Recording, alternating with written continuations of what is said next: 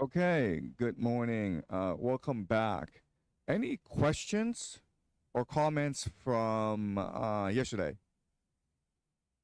Yes. Uh, yeah, I did got went down a rabbit hole about Ulysses, and it's rife in the academic sources about like nobody really agrees on what Ulysses is doing in there and why. All academics seem to be contingent on this. Um, he's in the realm of false counselors, and he went on the boat trip and convinced his men we need to go to the end of the world. And he gave false counsel to them, but it's just a boatload of men. There's no reason why giving false counsel to 50 people would end him in this level of hell.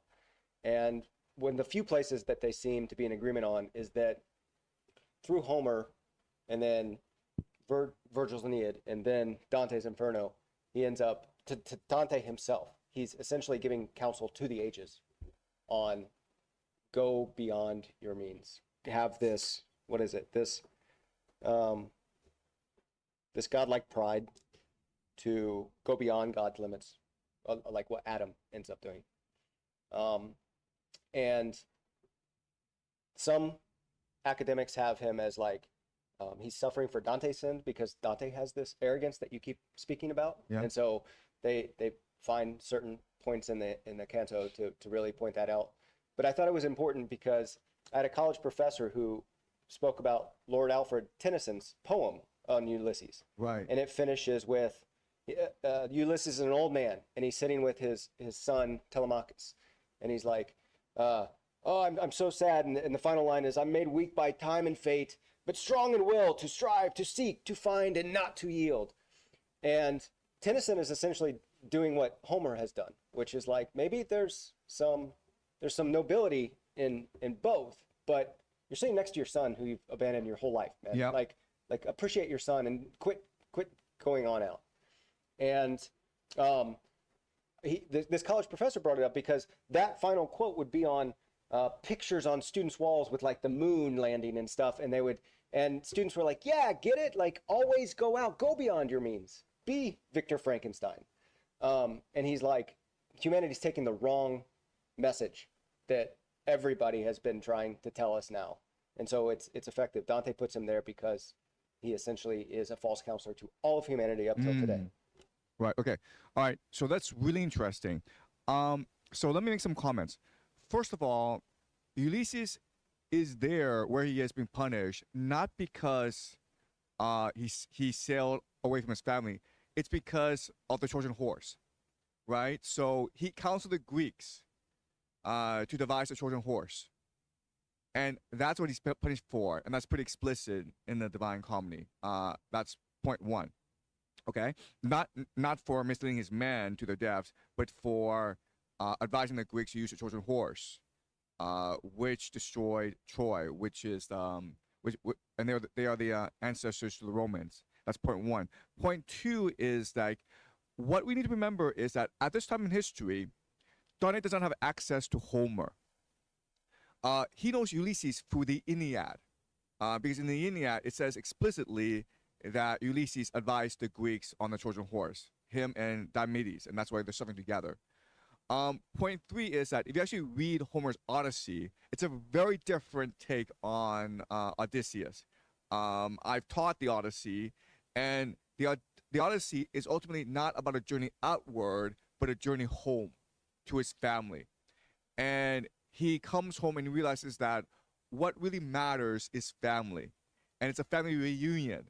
So it goes counter. It's really interesting, but it goes counter to the popular Western narrative that Ulysses he is a romantic wanderer or explorer. What I should have done is actually taught Homer, then taught Virgil, then taught Dante because it's a straight legacy. Okay, Virgil is responding to Homer, and then Dante is responding to Virgil.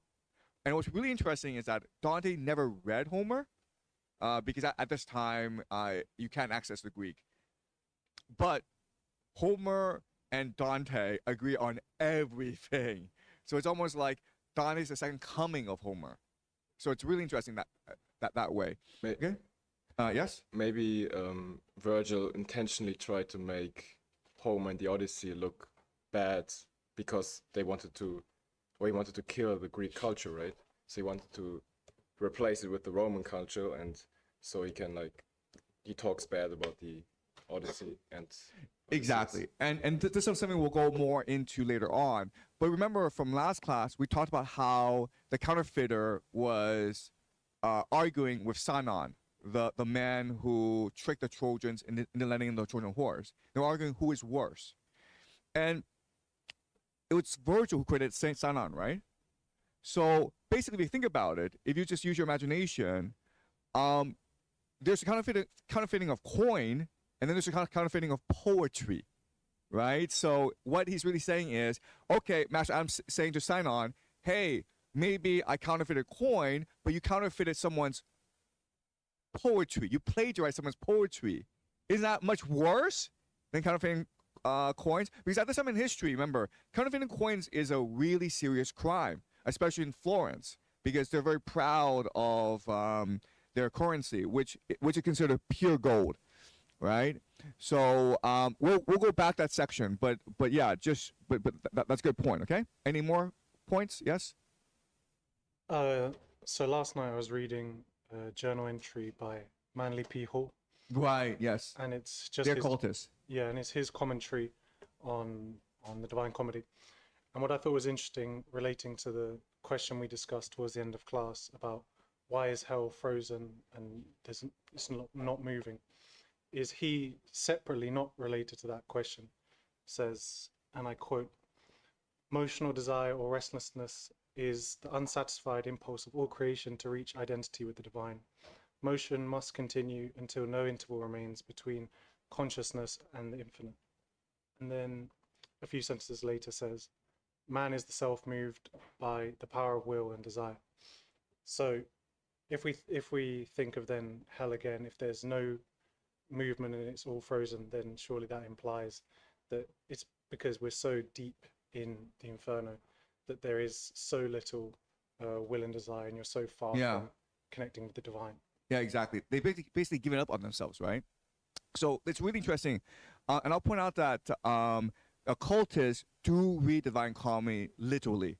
Like they really believe that Dante had a near-death experience, or he had visions of the afterlife, and they do take him literally. And today we will go into demonic possession, which is something that they're really concerned about, right? Is it possible to be possessed by angels and demons? And Dante refers to this in Inferno, and we'll discuss this in depth, okay? But yeah, the occult is really important idea. Occultists love Dante.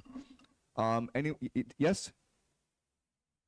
Yeah, so yesterday I thought more about the Dante putting people who hijack our imagination lower than people who murder someone. And or commit genocide, right? Alexander the Great committed genocide, and yes. And so what I don't understand is that does murdering not kill someone's entire capacity to imagine anything, because you can't imagine if you're in hell or in paradise, right? You can't, because you don't have a body and you don't have worldly experiences, so you can't imagine at all. And if you hijack the imagination, okay, but you can still get your imagination back if it's hijacked, right? But you can't get it back if you dead. Yeah. So does a follow-up question would be if Dante believes in reincarnation, maybe, so that's a solution to that. Okay. Yeah. So Dante does say there's reincarnation in paradise when Beatrice is talking to him and saying, "Look, your souls are immortal." Right, that's explicit in Divine Comedy. Your souls are mortal. So Dante does believe in the in the immortality of the soul. But to answer your question, what's really important to understand is that for Dante, hell, earth, and heaven correspond with each other. And what's really important is to maintain the dynamic creativity of the universe. Basically maintain our capacity to imagine, okay? Because that's a life force of the universe. And when you reduce people from the world, that doesn't necessarily reduce the imaginative life force from the world, because it's possible that a few people have the imagination, right? So Dante is very imaginative, and he's able to change society through his imagination. So one person, as long as this one person maintains his capacity for imagination, the entire universe still revolves, okay? It still moves. The problem with counterfeiting or hijacking the imagination is that you're reducing the universe's overall capacity to be imaginative. Okay, does that make sense? So this is a counterintuitive idea, but what matters is not the sum total of life in the universe. What matters is a sum total of imagination in the universe. And when you counterfeit the imagination and disrupt the connection between humanity and the divine, then that reduces the overall imagination in the universe, and therefore it reduces the total life force in the universe. Yes? So if Dante would have been killed, then there would have been another Dante at some point, probably. Exactly. I think that's what Dante would say. But at the same time, and he's explicit about this, right? He is on a divine mission, right? In hell, he doesn't have to fear the demons. He doesn't have to fear anything, because God has willed it, right? So when he wrote the Divine Comedy, it's like, I don't fear dying halfway and not completing the Divine Comedy. I don't fear my manuscript being burned. I don't fear being burnt the script, because God has willed it. You understand? And it's this complete faith that allows him to access the divine and complete the Divine Comedy. That's something that Manning Hall would say as well, right? Okay. Yes? What was it that allowed Farinata to imagine that his son was dead? In that, if the Satan frozen in the bottom of the hell cannot imagine anything, what mechanism was it that allowed Farinata to... Because I remember that he says that he cannot notice things that are close to them, but can sense things that are long past or long to come. If in hell imagination is stripped away, what mechanism did Dante leverage to get Farinata to believe that Guido was dead? Right, that's a really good point. Okay, so this is a really hard question, and I'll try my best. But I think there's a difference between the imagination and the emotion. Okay, the emotion is your connection with other people. You're longing for your son. You're longing for your wife. You're longing for God. Okay, and the emotion can never be extinguished because it's tied to the soul. So even though Farinata doesn't have the capacity to imagine, he does have the capacity to long for his son, right? And that's why when Dante said to him, your son is burning in hell, it's so anguishing for Farinata, because, no, it was not Farinata, it's Cavalcante, okay? It's Cavalcante, and he lacks the imagination to think that Dante could be lying, okay? Here in hell, it's not possible for the souls to imagine that others could be deceiving them. And so he falls into tremendous anguish. It doesn't make sense. There's a difference between the imagination and the emotion, love, right? Love is the unifying force of the universe. The imagination is the animating force of the universe. And the imagination is unique to us. And the imagination is only available to those with a body. Okay? All right. So good question. And again, like, scholars have been debating these questions for hundreds of years, literally. Okay, you're gonna find like hundreds of different commentaries online about Dante. So all we're doing is we're speculating here. Okay. Any more? This is great, by the way. Yes. So it's got me thinking, because everybody in hell doesn't want to be in hell. So there's a difference between imagination and desire. They all desire for it to stop, or is there something going on there? Well, if you remember, when they are crossing the Acheron River to go into hell, they desire it. I mean, Dante is explicit here. Remember the word desire, right? And Dante's surprised by this. Like, why are people desiring to go to hell? And the only reason why is they think they deserve it. They think it's a release from whatever sin they've done. And it's something that we'll discuss later on, where if you think that demonic possession is possible, right, then you also have to think that interdimensional travel is possible. You have to think that the soul can exist in different dimensions. And when you do anything, whether it's virtuous or whether it's sinful, your sin can trespass into other dimensions. Okay, so like when you do something sinful, your soul is now locked in hell in a certain place, and that's what Dante is suggesting here. Where you think about it, okay, the person commits a sin of lust, and now he's in the plane of lust. Are you saying that's the only sin he committed? Are you saying he did nothing else with his life? But what I think Dante is suggesting is like the sin, it corrupts a soul in a certain way so that the soul is trapped in a certain plane of hell. But to understand that, you need to also believe in the infinite dimensions of the soul and the fact that the soul exists across infinite dimensions. And whatever you do, the soul becomes more anchored in a certain dimension, if that makes any sense. Okay? And again, if you read many Hall in the Occultist, he does go into this. Okay? Okay, great. Yeah. Okay, let's continue, please. Okay? We're at candle 32.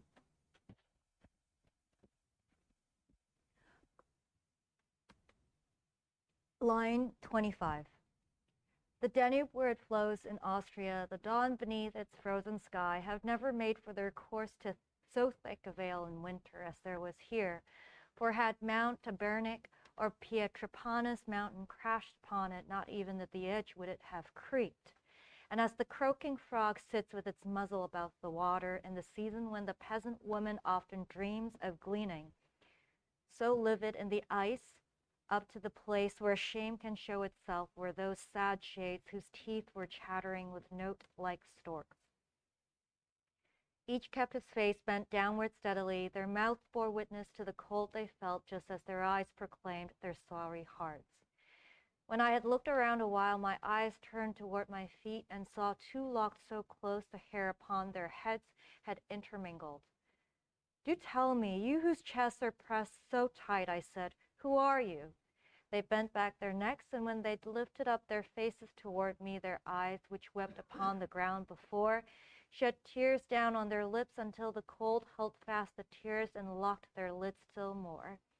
No clamp has ever fastened plank to plank so tightly, and because of this they butted each other like two rams, such was their fury. And one from whom the cold had taken both his ears, who kept his face bent low, then said, why do you keep on staring so at us? If you would like to know who these two are, that valley where Vicenzio descends belonged to them and to their father, Alberto. They came out of one body, and you can search all Caina. You'll never find a shade more fit to sit within this ice. Not him who, at one blow, had chest and shadow shattered by Arthur's hand, and not Boccaccia, and not the sinner here who so impedes my vision with his head. I can't see past him. His name was Sasso Mascaroni. If you're Tuscan now, you know who he has been. Unless you keep me talking any longer, know that I was Commission de Pazzi. I'm waiting for Carlino to absolve me. And after that I saw 1,000 faces made dog-like by the cold, for which I shudder, and always will when I face frozen fords. And while we were advancing toward the center to which all weight is drawn, I, shivering in that eternal cold shadow, I know not if it was will or destiny or chance. But as I walked among the heads, I struck my foot hard in the face of one. Weeping, he chided them, why trample me if you've not come to add to the revenge of Monteperti? Why do you molest me? And I, my master, now wait here for me that I may clear up just one doubt about him, then you can make me hurry as you will. My guide stood fast, and I went on to ask of him, who still was cursing bitterly. Who are you that rebukes another so? And who are you who go through Antenora striking the cheeks of others? He replied, too roughly, even if you were alive. I am alive and can be precious to you if you want fame, was my reply, for I can set your name among my other notes. And he to me, I want the contrary, so go away and do not harass me. Your flattery is useless in this valley. At that I grabbed him by the scruff and said, you'll have to name yourself to me or else you won't have even one hair left up here. And he to me, though you should strip me bald, I shall not tell you who I am or show it, not if you pound my head 1,000 times. His hairs were wound around my hand already, and I had plucked from him more than one tuft while he was barking and his eyes stared down, when someone else cried out, what is it, Baka? Isn't the music of your jaws enough for you without your bark? What devil's at you? And now I said, you traitor bent on evil, I do not need your talk, for I shall carry true news of you, and that will bring you shame. Be off, he answered. Tell them who you like, but don't be silent if you make it back about the one whose tongue was now so quick. Here he laments the silver of the Frenchman. I saw, you then can say, him of Duera, down there where all the sinners are kept cool. And if you asked who else was there in ice, one of the Beccaria, and beside you he had his gullet sliced right through by Florence. Gianni de Sodanieri, I believe, lies there with Ganelon and Tabeldello, he who unlocked Faenza while it slept. We had already taken leave of him when I saw 2 shades frozen in one hole, so that one once had served as the other's cap, and just as he who's hungry chews his bread, one sinner dug his teeth into the other right at the place where brain is joined to nape. No differently had Titius gnawed the temples of Menelaus out of indignation than this one chewed the skull and other parts. O you who show with such bestial sign your hatred for the one on whom you feed, tell me the cause, I said. We can agree that if you quarrel with him is justified, then knowing who you are and what's his sin, I shall repay you yet on earth above, if that with which I speak does not dry up. Okay, all right. So we are in the final circle of hell, and it's a completely frozen lake where everyone is submerged in the lake and just freezing. They can't move. They can only feel pain. And there are also divisions within this lake, and they're given different names, and they are ranked according to what they betrayed, okay? So at the outer layer, there's the betrayal of family. So basically 2 brothers who killed each other, okay? Betrayal of family. Okay? Then as you go further down, there is the betrayal of country. Okay? So the example is Bocca.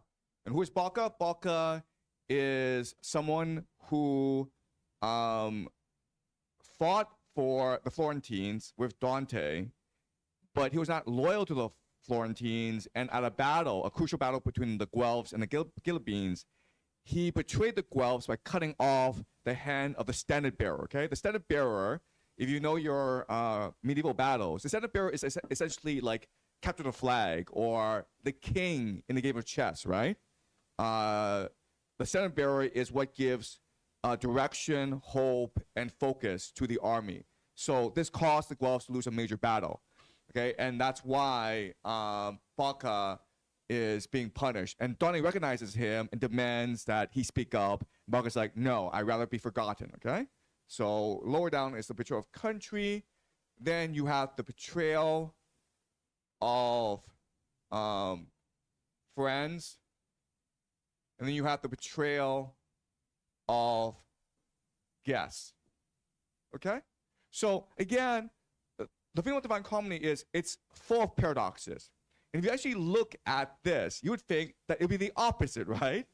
Like betrayal of guests would be the least punished, and the most punished would be betrayal of family, because family is tied together by blood.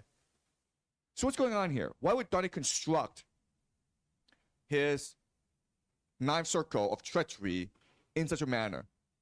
Okay, what's the criteria that he's using to judge the sin? Yes?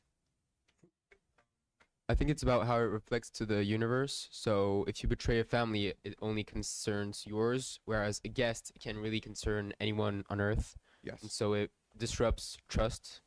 Yes, thank you. Yes? I think in the Middle East as well, like in Iran or like in Israel, I guess, to treat a guest, you have to put up the best hospitality. It's because it's stranger. I think it's underlying the same principle. Colin? Well, I think you have a great idea, but I'm not sure if that was the case. I feel like friends would be a smaller circle than country, and so those two circles would be the opposite. And so maybe we could work that into the new theory. You will, right? You choose Yes. because you don't choose your family. You might not even choose the country you're Yes. born on, but you choose your friends and you invite your guests. Exactly. Yes.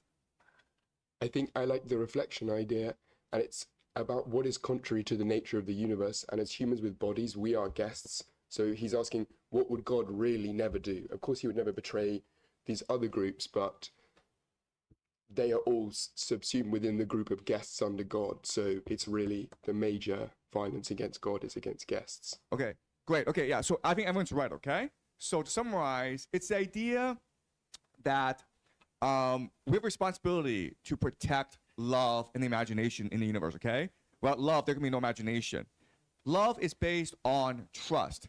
So the more trust you create in the universe, the greater the capacity for love in the universe, therefore the greater capacity for imagination. Again, the idea of free will, where we all have a choice whether or not to enter in a contract, right? The idea of a social contract. We choose to enter a social contract. And what's really important is to honor those social contract. The thing about family is you don't choose to enter in a social contract. You're just stuck with a family, okay? You don't choose your country. You're stuck with your country. But you do choose your friends, and you do choose who to invite into your household, okay? And also, what's really important is the idea of guests. Like the iron law of most society is to treat guests with hospitality. This is true for most of human history, not just the Middle East, okay? Anywhere in the world. Okay? You don't really appreciate this, but at this time, if a stranger comes from far away, you have an urgent responsibility to treat him with the most utmost respect, okay? Nowadays, you're like, whoa, immigrants, let's kill immigrants. No, no, no. Immigration for most of human history was really rare. And what's much common was just the traveler, right? And so if you saw a traveler, you had to treat that person with utmost respect and hospitality. And the reason why is, well, if you killed that person, then no one could ever travel, right? No one could ever explore. And in the Greek mythology, in the Greek society, what they believed that every guest could potentially be a god in disguise. So to kill a guest would be to upset the gods themselves, okay? And so, did you have a question or comment? Yeah. So what's then even worse probably is that if you're a guest, you disrespect the host, because that's what Paris, for example, did when he was a guest in Greece and then he stole Helen, or when the Greeks were basically guests in Troy and then they destroyed Troy. Yes, exactly. Yes. That's a really special case. This is something I never really thought about, where the guest purposefully betrays the host. But that's a great question for us to think about. And this is something that if Dante knew about, he would definitely put Paris in here as well. Yeah, that's a really great comment. But does this make sense to you guys? Okay? Unless you have trust, society cannot function at all, right? I mean, think about how you like for example, the most basic thing is you often settle disputes, right? If there's a war going on, you would invite the opposing general for a dinner, right? And like if you just kill the general, like there could be no reconciliation, there could be no mediation, right? So this idea of like honoring guests, it's an iron law throughout all human society. Okay, it's true in China, it's true everywhere. right? And the reason why is that if you didn't have this law, society just could not function. Okay, there could be no basis for any contract. Okay, all right, so that's what's going on here. All right, let's keep on going.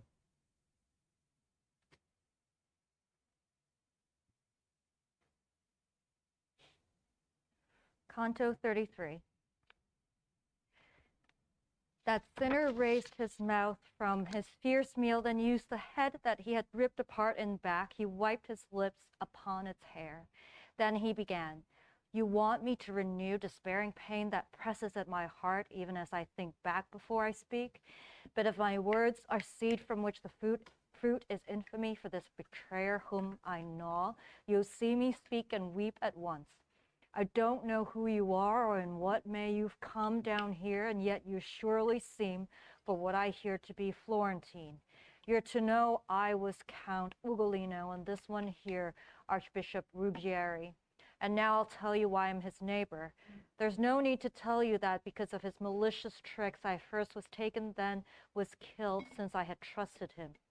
However, that which you cannot have heard, that is the cruel death devised for me, you now shall hear and know if he has wronged me. A narrow window in the Eagle's Tower, which now through me is called the Hunger Tower, a cage in which still others will be locked, had through its opening already showed me several moons, when I dreamed that bad dream which rent the curtain of the future for me. This man appeared to me as Lord and Master. He hunted down the wolf and its young whelps upon the mountain that prevents the peasants from seeing Lucca. And with lean and keen and practiced hounds, he sent up front before him Gualandi and Sismondi and Lanfranchi. But after a brief course, it seemed to me that both the father and the sons were weary. I seemed to see their flanks torn by sharp fangs.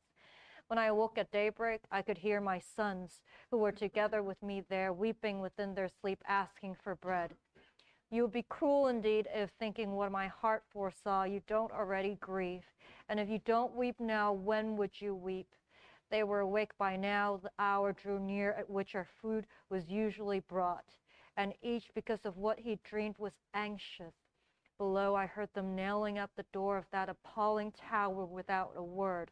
I looked into the faces of my sons. I did not weep. Within I turned to stone. They wept, and my poor little Anselm said, "Father, you look so. What is wrong with you?" At that I shed no tears, and all day long and through the night that followed did not answer until another sun had touched the world.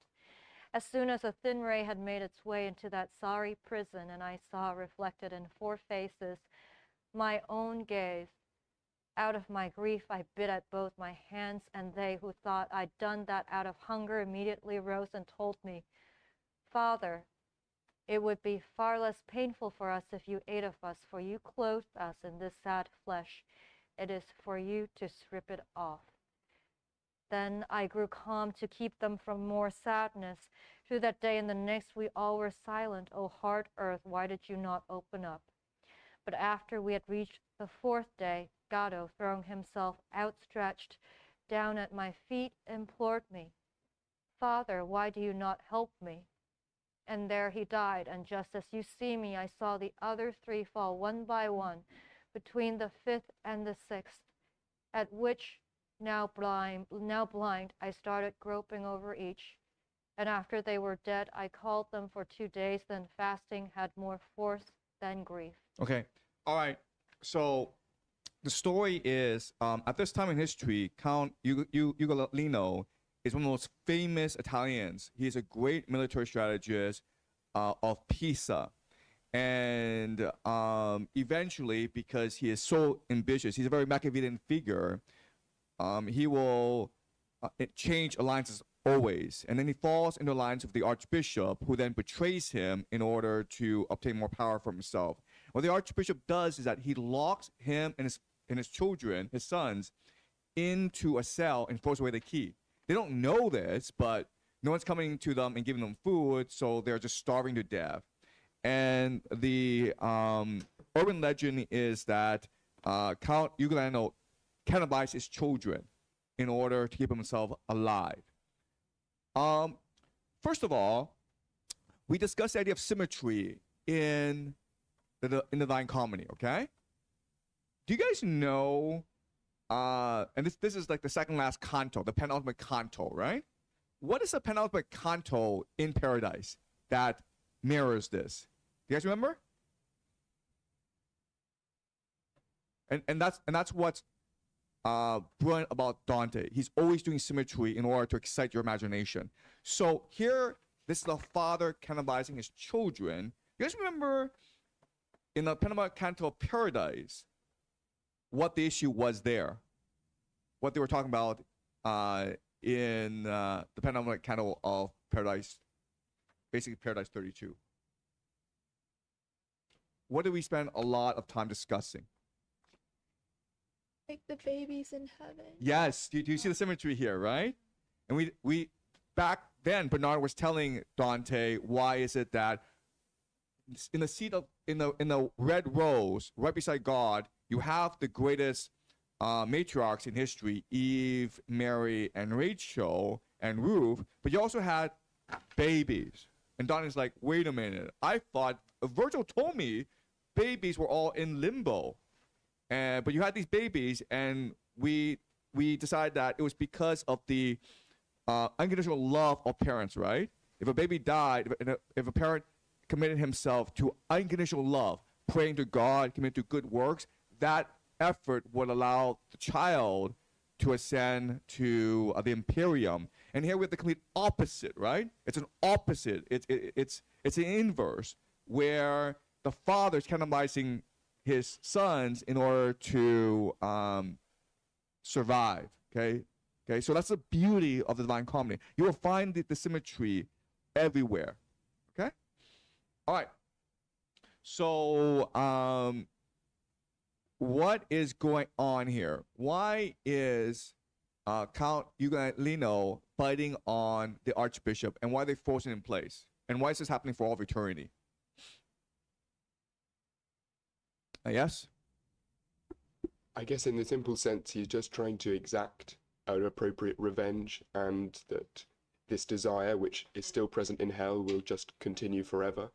Why are they in a frozen lake? Because they have no imagination to move them towards anything other than what they desire. Yes? Could it be that they've thrown away their free will? Because there's... I'll find the line. But he's basically asking, Father, why don't you help me? Implying that he's looking for that external help, rather than earlier on we spoke about how you can, through your own free will, help yourself. Yes. Any other comments or thoughts? Yes? And also, like, betrayal kind of freezes your relationship with the others, and then, like, the others will also, like, no longer trust anyone because of these sorts of, like, betrayal. Yes. So, like, you're also freeze in a lake yourself after you betray the others. Yes. Exactly. Any more? Okay. Yeah, exactly, right? They're in a frozen lake. These are frozen literally in time, right? All they remember is the betrayal and their thirst for revenge, the hatred. Okay. And the punishment is apt because just as the Archbishop's betrayal forced the Count to betray his sons and cannibalize his sons, now the Count is cannibalizing the Archbishop. But it's all futile because they're all in hell. But he doesn't care because he's stuck in that moment, okay? He's not actually considering the absurdity of the situation. He's just stuck in that moment. And that's the idea of frozen lake, okay? That's why hell, at the very bottom, everyone is a frozen lake, because the treachery has frozen them in that moment of treachery, and they can never escape out of it. And they lack the capacity to have free will, to have the love, the imagination, to think beyond this moment of betrayal. All they focus on is, how do I get back at this person for the betrayal, okay? And that's why betrayal is the worst punishment, because the universe moves, and betrayal, treachery, freezes the universe in place, okay? It reduces the capacity for imagination. Okay, does that make sense? Great. All right, let's keep on going. This is the very last. Oh yeah, sorry, keep on going. Okay. We're not finished this yet. Line 76. When he had spoken this with eyes awry, again he gripped the sad skull in his teeth, which like a dog's were strong down to the bone. Ah, Pisa, you the scandal of the peoples of that fair land where sea is heard because your neighbors are so slow to punish you. May then Caprara and Gorgona move and build a hedge across the Arno's mouth so that you may drown every soul in you. For if Count Ugolino was reputed to have betrayed your fortresses, there was no need to have his sons endure such torment. O thieves renewed, their years were innocent and young, Brigata, Uguccione, and the other two my song has named above. We passed beyond where frozen water wraps a rugged covering still other sinners who were not bent, but flat upon their backs. So Dante is moved by the story, and he's upset about what? What about the story really upsets him and makes him very confused? Yes? That Count Ugolino was forced to sin. And why would someone be punished in exactly the same way if they didn't instigate the betrayal? Okay, so he thinks that Count Ugolino got what he deserved because he did betray Pisa, and the peasants were angry at this, okay? But there's a problem here, yes? I think maybe the problem is that Count Ugolino's sons were actually tortured in the same way. Yeah, why are the sons in prison? The sons did nothing wrong. First of all, why are the sons in prison? I believe it's to torture Count Ugolino, but I don't understand why they were subject to the same torture as Ugolino did. Okay, yeah. So, but this is just a historical question, right? Why are children being punished along with the fathers? Yes. Presumably, they would grow up and try and exact vengeance in the real Exactly, right? This is true for most cultures at this time. If you kill the father, you have to kill the sons as well, because now the sons are morally obligated to avenge the father. Okay? And so Dante is like saying this is unjust. Okay? And what he's saying is like, we have to remember, we have to have faith that there are higher laws of justice that govern us. And to punish the sons with a father, yes, I understand the logic. I understand that it's necessary because you want to avoid wars, right? Because at this time in history, family feuds are a real thing. Okay? But he says, I understand all this, but it's still unjust. Okay? And again, at this time in history, it's pretty revolutionary. You guys know the story of Romeo and Juliet, right? Well, it's this time, okay? The Montagues and the Capulets, it is this time. These Italian city-states in Verona, right? These feuds, these family feuds that go on for generations. Okay, it is this time in history. Okay, let's keep on going. Line 94. Their very weeping there won't let them weep, and grief that finds a berry in their eyes turns inward to increase their agony, because their first tears freeze into a cluster, and like a crystal visor fill up all the hollow that is underneath the eyebrow.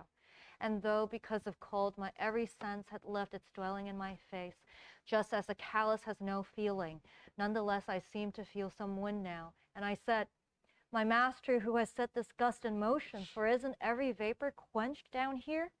And he to me, you soon shall be where your own eye will answer that when you shall see the reason why this wind blasts from above. And one of those sad sinners in the cold crust cried to us, O souls who are so cruel that this last place has been assigned to you, take off the hard veils from my face so that I can release the suffering that fills my heart before lament freezes again. To which I answered, if you'd have me help you, then tell me who you are. If I don't free you, may I go to the bottom of the ice? He answered then, I'm Fra Alberigo, the one who tended fruits in a bad garden, and here my figs have been repaid with dates. But then I said, are you already dead? And he to me, I have no knowledge of my body's fate within the world above, for Ptolemy has this privilege. Quite frequently the soul falls here before it has been thrust away by Atropos, and that you may with much more willingness scrape these glazed tears from off my face, know this.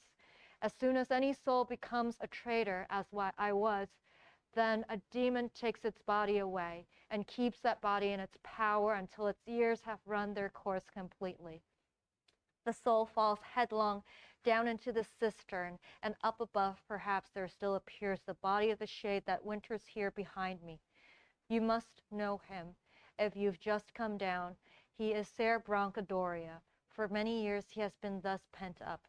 I said to him, I think that you deceive me, for Brancadori is not yet dead. He eats and drinks and sleeps and puts on clothes. There in the Malebranche's ditch above, where sticky pitch boils up, Michele Zanche had still not come, he said to me, when this one, together with a kinsman who had done the treachery together with him, left a devil in his stead instead his body. But now reach out your hand, open my eyes, and yet I did not open them for him, and it was courtesy to show him rudeness. Ah, Genoese, a people strange to every constraint of custom, full of all corruption, why have you not been driven from the world? For with the foulest spirit of Romagna, I found one of you such that, for his acts, in soul he bathes already in Cocytus, and up above appears alive in body. Okay, so we have met the worst offenders, okay? These are people who betrayed their guests. They invite their guests to dinner, and now they're protected by the laws of hospitality, right? But they don't care, they betray their guests. And the moment they do that, what happens is their sin is so bad, they are automatically, their souls are taken down to the ninth circle. They are trapped in the frozen lake, and the demon takes possession of their body. Okay? And the example here is Brancadoria. And Dante actually knows this person. And Dante knows this person is alive. And he's saying that now a demon took over his body. Okay? So here's a question for you. Do you think demonic possession or angelic possession, is it real? Any thoughts? Any comments? And again, there are no right answers, but I'm curious as to what you think. Yes. Well, if you grow up in Southeast Asia, in Malaysia or Singapore, there's voodoo magic, as we all know. So then, in Africa, like if you grow up in these regions of the world, it's impossible for you to conceive that a ghost or demon cannot take possession of a human being because you see it all the time. Wow. Not all the time, but it's common sense. Elaborate on this, because why is it that like in these societies you see these ghosts and demons, but we don't? Okay. I recently moved back. But okay, so because I think it's because of the religion of the local people, this kind of magical practices is a lot, especially in Malays, right? Like there's a thing like if you dig out a dead man's body and you take some liquid from his jar and you can make it into love potion. The most common one everybody knows in Malaysia. It's like a thing, okay? Like yeah. And so like yeah. So then you can make the man fall in love with you or women, and that's common practice. And you can do a lot of these. How does demonic possession work? So in voodoo, it's like you do this spell and then you have this doll and then you stab it, right? And then like in Malaysia or there are a lot. Like you ask this guy to come to your house, you pay him, and then to curse that guy, and then that. Yeah. There's a whole cosmology. They have their own cosmology. So what you're saying is, do you know about this? I don't know about this, but go ahead. From Catholic worldview, there is Lydia in the Bible, or whoever, I forgot the lady's name, but like there are people who are possessed by demons, and Jesus had to cast it down. But like go to the pigs, and the pigs drown themselves. So in the Bible, it's very common. In Malaysia, it's very common. Africa. Actually, speaking of, my husband and I have recently watched a Tucker Carlson podcast with a priest who is an exorcist. Right. And actually, it's an, in many cultures, it's actually an ongoing thing. And even in China, I've heard that, for example, in the Northeast, there are animal spirits. Mm-hmm. And also growing up in Hong Kong, under certain bridges, there are people doing voodoo stuff. You can pay someone to, let's say, stab a pin into a doll, or hit someone's effigy. Okay. So voodoo is across cultures, basically. Yeah, if you look at University of Hong Kong, there's a huge tomb, okay, in the library. Have you been to University of Hong Kong? I have. I don't. I don't know. Okay. I don't know about this. Yeah, like Yeah. if you think out of all, like Hong Kong is such a epitome, of all these practices, feng shui and all that. But if you go to University of Hong Kong, there's a Li Jiacheng built for his wife, and it's the library look like a tomb, literally, to calm her spirit. So there's a lot of this kind of practices where people All right. So believe that. so you guys believe in this stuff, but I'm saying like if you don't believe in this stuff, what are your objections to it? Who's like this can't possibly exist? Yes. I think that when someone commits a sin that seems to have a character that is beyond their normal character, that there's a life force inside of the sin, it's easy and tempting to assume that there is a vortex of energy that creates consciousness that is separate from their own, that has come into them. But it just strikes me that this is cope. This is people who really don't want to accept that maybe someone they know, their friend or their family, could do a sin that was so out of character. Okay. All right. That's very interesting. Okay. Let me ask you this question, okay? Did we have a... Okay. Let me ask you this question. Does anyone want to comment on how he or she has changed after reading the Divine Comedy? Like, we've spent the past week reading the Divine Comedy. We still have a few more days left. But does anyone want to reflect on how he or she has changed after encountering the Divine Comedy for the first time, after reading it, after thinking about it? Do you think you've changed as a person? Do you think? Yes? I do believe that it can change people, because before that, maybe people thought, oh, I just cheat, I do whatever I can. Nobody will, get to know more about me, and I just hide myself.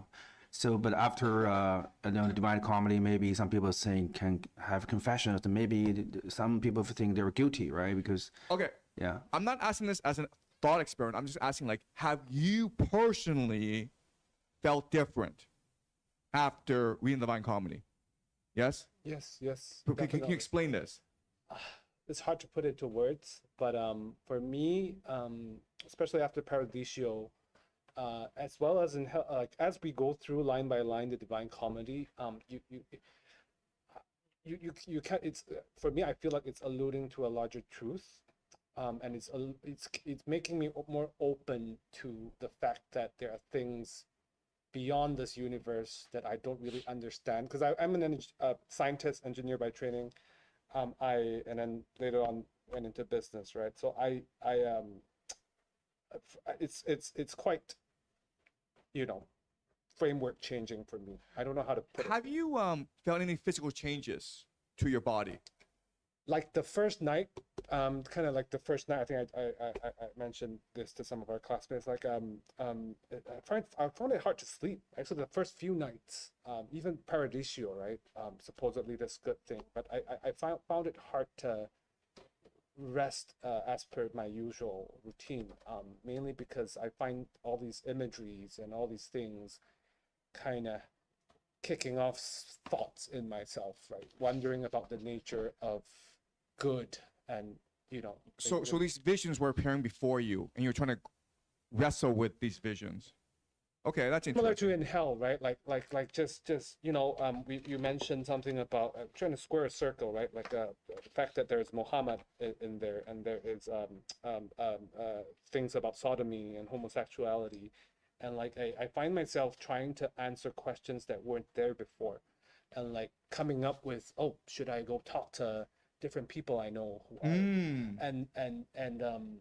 so I don't know. I do think there is. I just don't know how to, Okay, yes. I feel like there's way more awareness and consciousness about the people we meet, the people we love, and the people who loved us. And I feel like, first of all, it's very tiring. So every time, like, even though we have 4 hours of class, I feel like super tired at the end. Often take a nap. And also I felt in dreams, I thought of people that I forgot. And so you rethink about certain moments of your life and how it's linked to love. Wow. Especially. Well, that's beautiful. Thank you so much. So you're expanding your consciousness, your connection to the cosmos. Right. Okay. Anyone else have? This will sound extremely strange, but a lot of my lymph nodes started draining when I really studied the Divine Comedy. I think because my nervous system was really relaxing. and genuinely a lot of like waste product from my body was being expelled. Wow. Okay, so you felt some physical changes. Okay. Anyone else? Yes? Yeah, I kind of felt the same because I dreamed like a lot more frequently for these few days, and also like I kind of agree with what both of them said. I feel like I kind of re-examined my connection and relationship with the others, and then I kind of see like how it is so important to me that I have to cherish them, and also like at the same time I was kind of like an atheist before reading the Divine Comedy. Now I cannot say that I entirely believe that God exists, but I feel like I'm kind of like re-examining what I used to believe. Okay. Yeah. Great. Thank you so much. Any other? Yes. Similar to the other classmates, I think dreams have been a bit different Yes. in the last few weeks. Like I remember on the first day we read the Divine Comedy, I had like quite a vivid nightmare, and I don't really have nightmares very often. The only way I can try and understand it, I think, is usually in day-to-day life we don't really think about morality very much and its effect on us or others, so we're kind of numbed. But obviously in the last week or so, yeah, it's everyday thinking about things we don't usually think about, and maybe raising the consciousness. Okay, let me ask you this. Has anyone tried psychedelics in this class? Yes? Can you talk about your psychedelic experience? Well, first of all, what did you try? Psychedelic mushrooms. Okay, So a couple of times last year. So it wasn't like extreme, but still like enough to feel like some extra forces. So it's really about same thing, like social awareness. So you feel like positive and negative energy when you feel happy and loved close to your friends, and you feel really insecure in some environment that's like negative. So I want to confirm this, okay? Your psychedelic experience is very similar to you reading the Divine Comedy. It could be, but like it's really hard to compare, and I think like you can't reach this level of awareness just by reading or meditation. Like it's really like physical, visual, and about love. Like it's really strong, and you can't like there's 100% chance you feel something with this experience, whereas by reading it's maybe like a couple percent, but a bit, but it's hard to compare. Like I actually would differ on that because I've also done transcendental meditation when I was a child, and I had a similar experience with Jay, which is one night I had a vision. I haven't had a vision for a long time, since I was younger. So, and I've done other mind-opening things. So I would say they're different in every way. It's just that there's something precious or different about the reading and going through this journey. Yeah. So my argument would be, well, that's because you have not fully read Divine Comedy, right? We're just scratching the surface. If you really commit to it, maybe it'd be similar. But did you want to share your experience? Yeah, I have to agree with against you, or the end point of a lot of like mushroom trips, maybe less for LSD, is basically the message of this. Yes. Where like, imagine if this is crystal clear, your own revelations at the end of a trip are like slight flaws in a crystal. So it's your personality rewriting the truth that is contained here. And so it's very strange that when you really try to unlock your brain, this is the kind of message that you end up with. Yeah, this is like really strange. Yeah. Let me ask you guys, let me ask you another question. Has anyone had an intense religious experience? Okay. Yes. Can you explain to us your intense religious experience? Just in your life, like when you go to church. Yeah. There was definitely one. That's what made me actually converted to Christianity. So after I went to Malaysia when I was 12, I lived in a pastor's family, and just like 2 years after that, I wasn't convinced about Christianity. I was like, oh, it's cool. Bible stories are awesome. And then there was 1 month where I had nightmares every night, where I had this visits from hell, basically. And I'm afraid to go to bed every night because I know what's waiting for me in my dreams. There was nothing traumatic happening in my life. There was no exam stress. There was no, And then I was just terrified. And then my pastor dad and mom were like, well, read the Bible verse out loud in your room and recite it. And that was the only night I didn't have nightmare. And the girl next to me, poor thing, she had a nightmare that was really gruesome. She said, didn't leave your room and come to my room now? I'm like, I'm so sorry. Maybe I shouldn't have read the Bible out loud. My bad.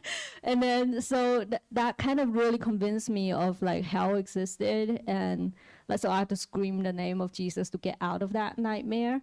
And then from that whole month of torture is over. Like if anybody swear to me, like, oh, there's no God in the world, I'm like, fuck you, like come to my life, be in that month, and then like explain to me why is there all these crazy things that just make me not being able to not believe there's no spiritual world. So let me confirm what you're saying. You're in Malaysia, and there's a lot of voodoo magic in Malaysia, so it's possible there are lots of these spirits roaming around. Yeah. And these spirits were literally like knocking on your door.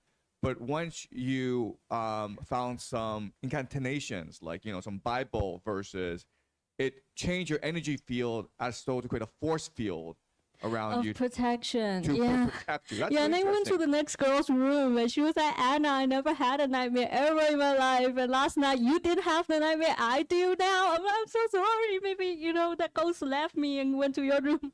Sorry. Okay, so then the question is, why does this happen? Why is it like when you read the Divine Comedy, you have these dreams? And why is it like even your body physically changes? Why? Yes? I could see this as priming. So in psychology, there's something called priming, where you put something into your mind. And so to have these words by reading about love, will, and hope, it like just, so you have these words, and so in every interaction you have, you think of this. And so it really changed what you're talking, because like if you just read about love and then you're talking to your mother, then obviously you're going to think about this.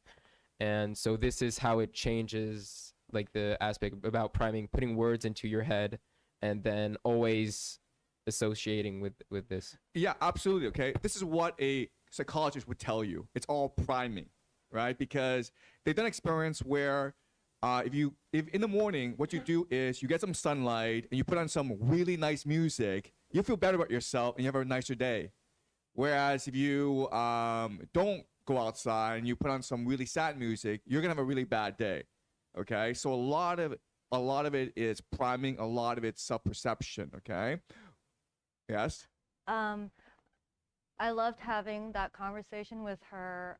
We actually had a previous conversation in the elevator, which probably primed our later comment about music. Mm-hmm. But actually, when I had the recent vision, it reminded me of previous visions where it felt like a resonance with the universe, where I could see things in just a different dimension and different colors. And it's the resonance with the rest of the universe that doesn't happen all the time for a lot of reasons. But it's resonance, harmony, that concordance that kind of comes when there's a really powerful work of art or mind opening that's happening. Okay, yes, okay, I understand that. But I'm trying to figure out the psychedelic experience then. Explain to me how psychedelics work then. You explain how Divine Comedy works. It's priming, yes, but how psychedelics? So first of all, like psychedelics, what's different is that there's like 100% chance that it will change you, or like you will feel different. So it's often seen as a trip where like you basically lose your consciousness and everything you know or knew, and it basically makes you way more close to nature, where you forget the conception of like technology, money, possession. And so during a couple of hours, between like 4 to 8 hours, you just feel basically like an animal, where you rethink everything. You basically like, also you can't use your phone, right? Because like it's so not human that it changes you. But no, I'm trying to figure out the neurological mechanism that allows for but just one last question, okay? What's a neurological mechanism? You've explained priming. How do you explain psychedelics? I think it's like some molecule like psilocybin or like something like Okay, that. yes. I don't know. I think you're referring to psilocin, which is the thing that breaks down from the mushrooms. But I think it all comes down to a molecule I think called tryptamine, which, so basically in your brain there's a molecule that constrains your perception. So imagine your eyes are seeing fractals all the time, and that your brain is basically organizing the sense data from those fractals into reality. And then if you boost a certain chemical a lot, you start to see the fractals that your brain is using to perceive reality. And this happens internally as well for your mind and being. So if I extrapolate on what you're saying that reality itself is much more complex, much more vibrant, much more colorful than we could ever imagine. Way, way more. But and then what these psychedelics do is they basically cancel out your filter, so you see more of reality, right? But that's all that's saying is like maybe demons and angels actually do exist, right? Is that the possibility? I don't want to say 100%, but you get that sense. And so possession is also possible, right? Because the idea is they exist, they're floating around us, and depending on your mood, depending on your state of mind, they can come into you, they can leave you, right? Is that a possibility? Okay, so let me ask you this really weird question.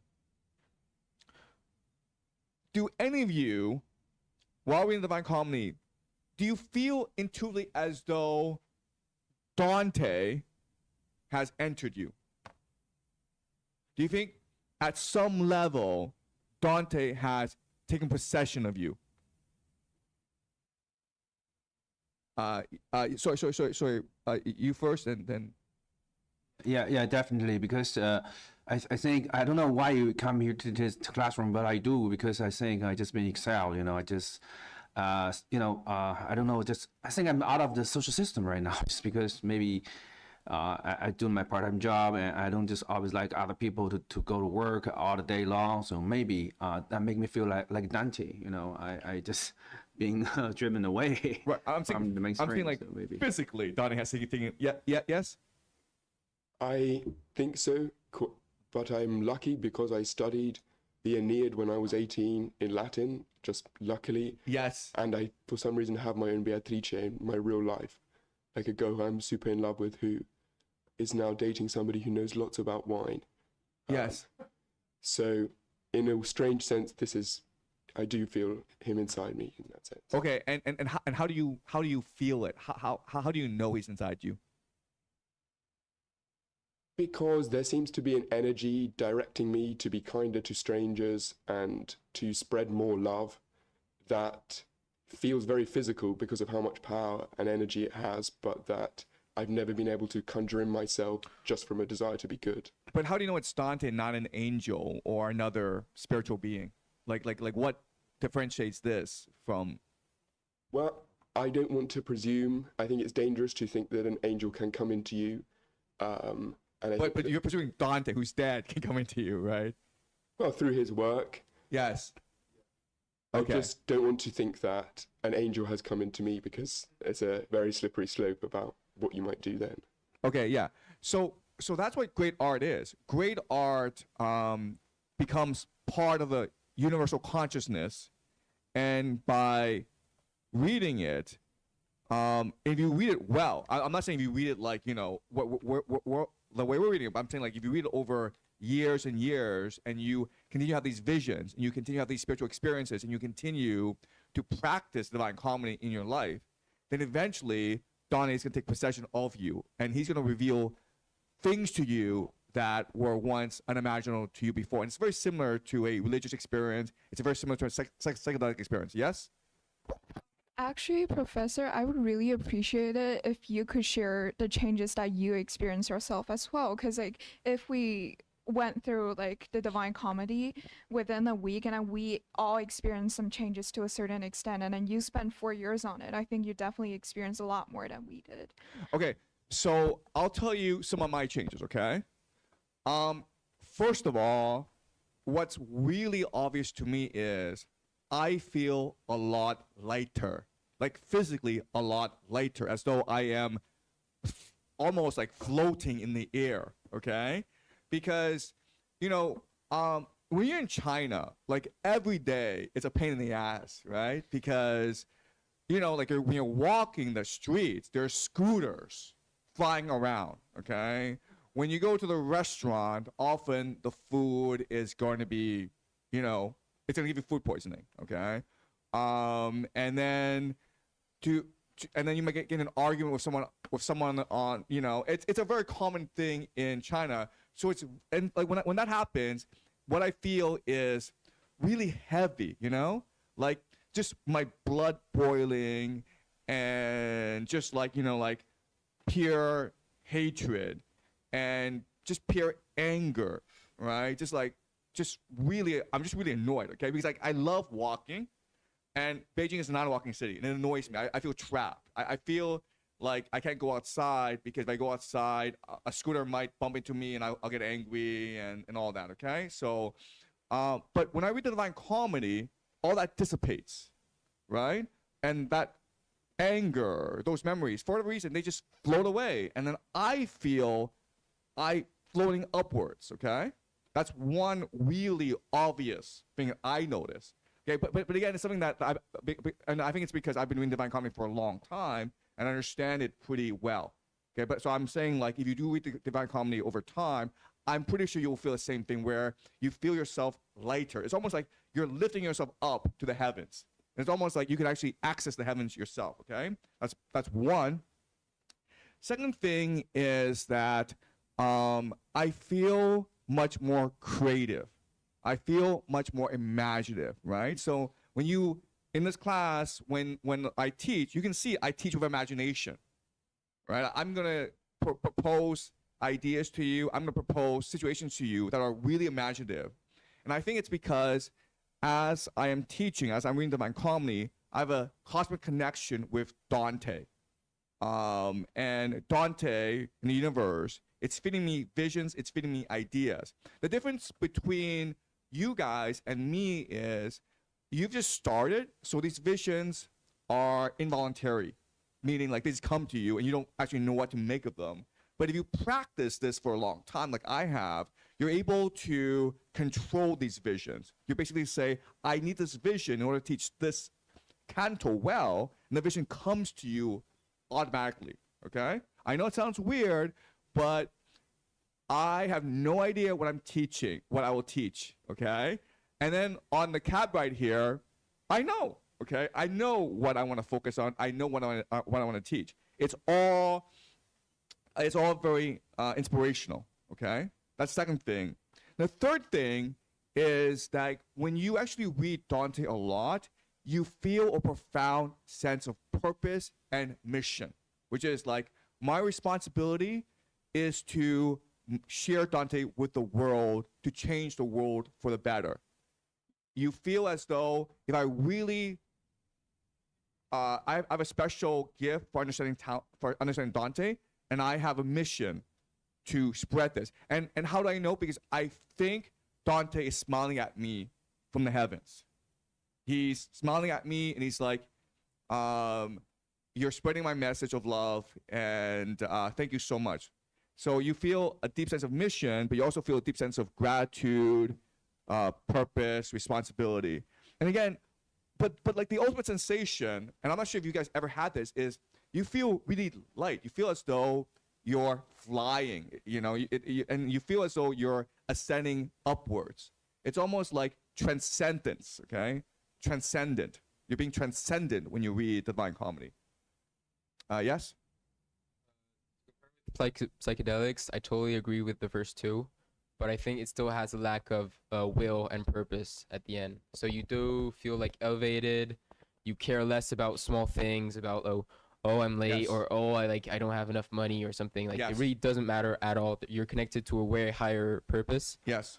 So you do feel lighter and creative, and you can direct your creativeness into, for example, me as a student learning. So you find new ways of learning and way more efficiently. But we do like the actually motion to actually do things, and yeah, it's really comparable. Yeah, that's really interesting. Thank you for that. Any more questions before we continue? Okay. All right. Okay. So we are going now to the ultimate canto of Inferno, like the last canto. Okay. But before we do that, I want us to use our imagination. Okay, so imagine we're in Hollywood and writing this movie, and we have the script already, and now we just have to figure out the ending, right? And the ending, of course, is we meet Lucifer. We meet Satan. This is the ending of Inferno. Okay? So I want to use our imagination and ask ourselves, if we are writing this movie, okay, first of all, how would we describe Lucifer? What is Lucifer? And like, how would we set the scene for the ending? Okay? And again, this is the ending. Right? So any suggestions? Come on, let's be creative. Let's channel Dante. Yes. Well, Look. I know we've read the ending, but I'm just saying, like, let's use our imagination. Which we have not. Okay. Yes. well, our initial big question is he tempting still, or is he pitiful? Exactly. Okay. So the big question is temptation, because that is what Satan does, right? He is going to meet Dante and say to Dante, I know you want to meet Beatrice, but let me tempt you with other things, right? Let me give you a beautiful woman. Let me give you riches. Let me give you a worldly kingdom, right? That's the most obvious thing you can do, right? Temptation. Just as Satan tempted Jesus in the desert, Satan will now tempt Dante in hell, okay? So that's obvious. What were some other things? Yes? Maybe try to sign a contract because the demon, they always want to sign a contract with Exactly. you to make deals. Yes. A contract, right? Right, for your soul, right? And this is the plot, of course, for Faust. And this is a very common thing. Yes? Well, we have to show him tethered in some way, where he is selling a path upwards to all the people he's giving deals to. So, but we know God cast him out of heaven forever. So his desire is to get back there. He's caused mischief on earth. So we need to show him, if it was a Hollywood movie, in some way tied to where he is, in a way that he can never escape. Can you describe his appearance for us? In the poem or in general? No. We know the poem, okay? But I'm just saying, like, if this was a Hollywood movie, right? How would he look like? Who would you cast to play Satan in this movie? An AI character. Most handsome person possible as decreed by AI. I think handsome, right? I think like really good looking. Okay, like maybe Brad Pitt or Tom Cruise at their prime. Okay, like really hot, really good looking. Okay, because that's part of the temptation, right? So beautiful, and in the Bible, not in the Bible, but like Christianity believes that Lucifer was a beautiful angel, right? The most beautiful of all the angels. So he has to be beautiful, right? And he has to be like really handsome and almost like a prince, right? Okay. Any other ideas for how this will play out? Yes. Like, to what extent we can relate with him? Like, can we understand how he got himself there, or do we just see him very... This is really good. Yes, sympathy, right? So Lucifer is going to tell us a story of how he was betrayed by God, right? You think I'm the betrayer, but God betrayed me. And this becomes a plot line for Paradise Lost. But yeah, no, we have to sympathize with Satan, because it's not just tempting Dante. He has to tempt us as well. He has to seduce us with his story. Yes. Anything else? One. I would imagine him as a shapeshifter. Because, well, and it's part of temptation, because you kind of become whoever is the object of someone's desire. Yeah. Well, I would say he's a poet, right? Because that's what a poet is. A poet is a chameleon. Okay. A poet is always shifting words to please you. Okay. Lyrical. So when he speaks, it is the most beautiful poetry in the Divine Comedy. It's lyrical. It's poetry, and he's a chameleon. Yes. Thank you. Anyone else? Yes. Like very cunning or like lying like a snake. So like how the temptation happens in the Garden of Eden. It'll be like, Yes. did God really say this? Or like actually word by Yes. word, he didn't Yes. really say that. And then kind of debates with you and makes you Yes, kind yes. of believe He has him. he has to provide logical syllogisms, right? Yeah. He has to convince you. Yes. Okay. And Logically. he will be yeah. very convincing, right? He'll use logic, just as in Paradise Lost, where Satan convinced Eve, right? It was a very logical speech. Okay.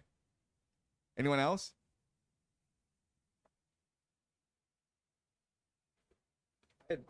I'd read Paradise Lost before I read Inferno, and so I was expecting it's like a paradigm shift, or the Germans would call it a Gestalt shift, the Gestalt shift, where like my entire worldview changed because of how Satan had expressed his point of view, and so it goes beyond sympathy to empathy for him, and I would expect him to use that persuasively. So Yeah. something beyond temptation would be persuasive and lawyerly. Yes. Like so, every argument that I would have, this is Brothers Karamazov. Every argument that I would have would be steel-manned by him and then Yes. broken down Yes. by him. That's right. So not only do we have to sympathize with him, we have to be like feel that we are like him. Yes, exactly. Yes. It makes me think about C.S. Lewis's Screw Type Letters. I think it was basically written about a uncle demon who is trying to teach his young nephew demon to seduce people. So it was all kinds of lectures from demons. So these letters Yeah. to teach him how to seduce men and be like. Yeah. So it's really fun. So that whole book was written in the demon's perspective, Yes. which is very fun. But Yes. it's about all of these mentioned above, like Right. deception. Where's Virgil in this movie? What happens to Virgil? Right? Because they went on this long journey together. What happens to Virgil? Any what would you do with Virgil, this character?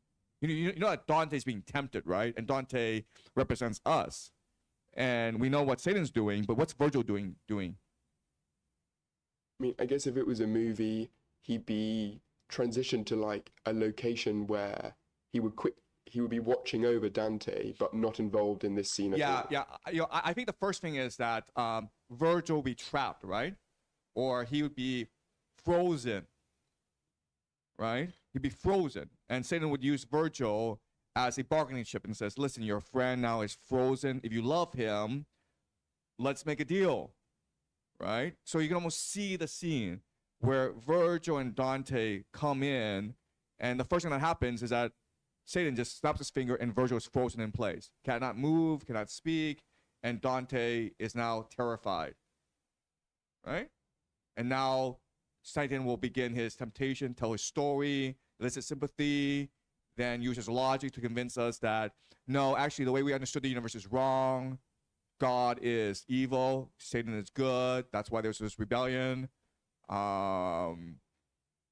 This basically becomes a plot of Paradise Lost, okay? But yeah, yes? I think he'd also inspire fear.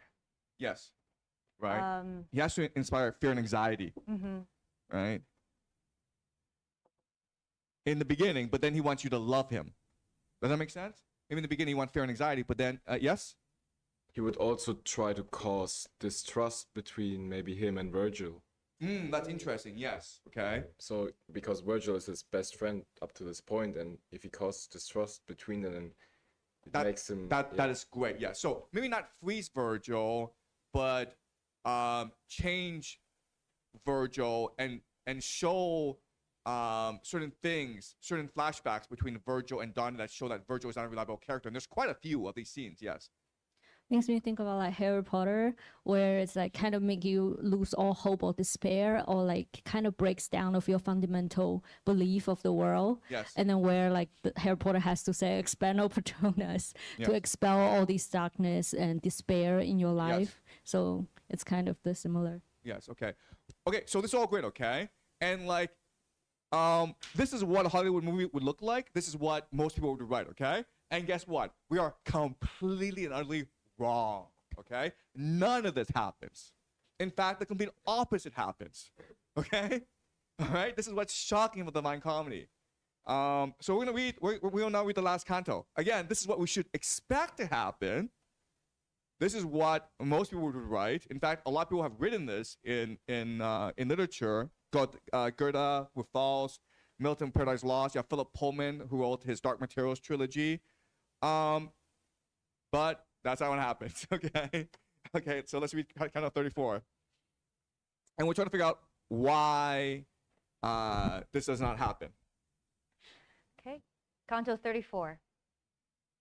Vexilla regis prodeunt inferni toward us, and therefore keep your eyes ahead, my master said, to see if you can spy him. Okay.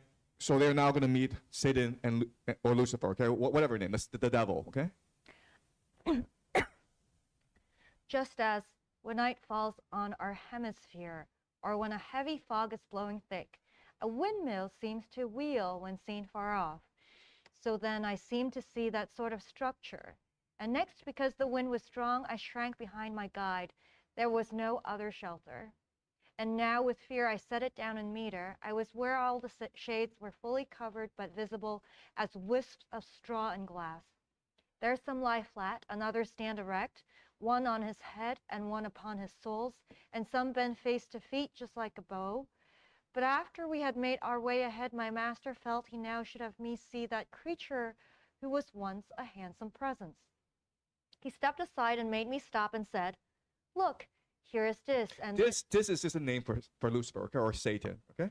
and this the place where you will have to arm yourself with fortitude.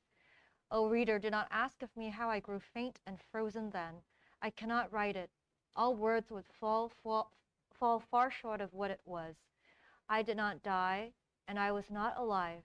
Think for yourself, if you have any wit, what I became, deprived of life and death.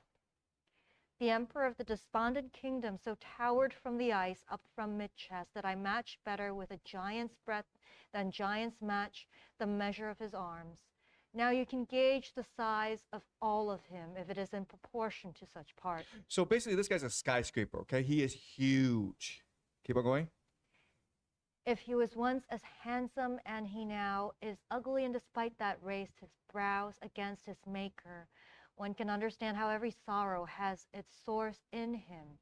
I marveled when I saw that on his head he had 3 faces, one in front blood red, and then another 2 that just above the midpoint of each shoulder joined the first, and at the crown all 3 were reattached. The right looked somewhat yellow, somewhat white. The left in its appearance was like those who come from where the Nile descending flows. Beneath each face of his 2 wings spread out, as broad as suited so immense a bird. I've never seen a ship with sails so wide. They had no feathers, but were fashioned like a bat's, and he was agitating them so that 3 winds made their way out from him. And all Cocytus froze before those winds. He wept out of 6 eyes, and down 3 chins tears gushed together with a bloody froth. Within each mouth he used it like a grinder. With gnashing teeth he tore to bits a sinner, so that he brought much pain to 3 at once. The forward sinner found that biting nothing when matched against the clawing, for at times his back was stripped completely of its hide. That soul up there who was to suffer most, my master said, Judas Iscariot. His head inside, he jerks his legs without. Of those 2 others with their heads beneath, the one who hangs from that black snout is Brutus. See how he writhes and does not say a word. That other who seems so robust is Cassius. But night has come again, and it is time for us to leave. We have seen everything. Just as he asked, I clasped him around the neck, and he watched for the chance of time and place, and when the wings were open wide enough, he took fast hold upon the shaggy flanks and then descended down from tuft to tuft between the tangled hair and icy crusts. When we had reached the point at which the thigh revolves, just at the swelling of the hip, my guide, with heavy strain and rugged work, reversed his head to where his legs had been and grappled on the hair as one who climbs. I thought that we were going back to hell. Hold tight, my master said. He panted like a man exhausted. It is by such stairs that we must take our leave of so much evil. Then he slipped through a crevice in a rock and placed me on the edge of it to sit. That done, he climbed toward me with steady steps. I raised my eyes, believing I should see the half of Lucifer that I had left. Instead, I saw him with his legs turned up. And if I then became perplexed, do let the ignorant be judges, those who cannot understand what point I had just crossed. Get up, my master said, be on your feet. The way is long, the path is difficult. The sun's already back to middle tiers. It was no palace hall, the place in which we found ourselves, but with this rough-hewn floor and scanty light, a dungeon built by nature. Before I free myself from this abyss, master, I said when I stood up straight, tell me enough to see I don't mistake. Where's this ice, and how's he so placed head downward? Tell me too, how has the sun in so few hours gone from night to morning? And he to me, you still believe you're north of the center, where I grasped the hair of the damned worm who pierces through the world. And you were there as long as I descended, but when I turned, that's when you passed the point to which from every part all weights are drawn. And now you stand beneath the hemisphere, opposing that which cloaks the great dry lands, and underneath whose zenith died the man whose birth and life were sinless in this world. Your feet are placed upon a little sphere that forms the other face of the Judeca. Here it is morning when it's evening there, and he whose hair has served us as a ladder is still fixed, even as he was before. This was the side on which he fell from heaven, for fear of him. The land that once loomed here made of the sea a veil and rose into our hemisphere, and that land which appears upon this side perhaps to flee from him, left here this hollow space and hurried upward. There's a place below the limit of that cave, its farthest point but from Beelzebub, a place one cannot see. It is discovered by ear. There is a sounding stream that flows along the hollow of a rock eroded by winding waters, and the slope is easy. My guide and I came on that hidden road to make our way back into the bright world, and with no care for any rest, we climbed. He first, I following, until I saw, through a round opening, some of those things of beauty heaven bears. It was from there that we emerged to see once more the stars. Okay, so the word we have for candle 34 is anticlimactic, okay? This is not at all interesting or what we expected. There's no sense of relief. There's no sense of drama. We built all the way up, all right, to this canto, and it's just like a huge disappointment, right? We're expecting this beautiful Lucifer who would tempt us with poetry, and I don't even know what he is, actually, okay? So this is really paradoxical. Again, the word is paradox. This makes no sense. Dante is not a bad writer. He is a brilliant writer. So, how do you guys feel about this? Yes? My initial sense is that he doesn't want to risk priming us in any way bad. So he's, as we've been saying, if his poetry is priming us to put seeds in our brain of interesting thoughts, he doesn't even want to write the tempting words that Satan might have said to him down there in case it infects the reader even slightly. Is Satan capable of speech?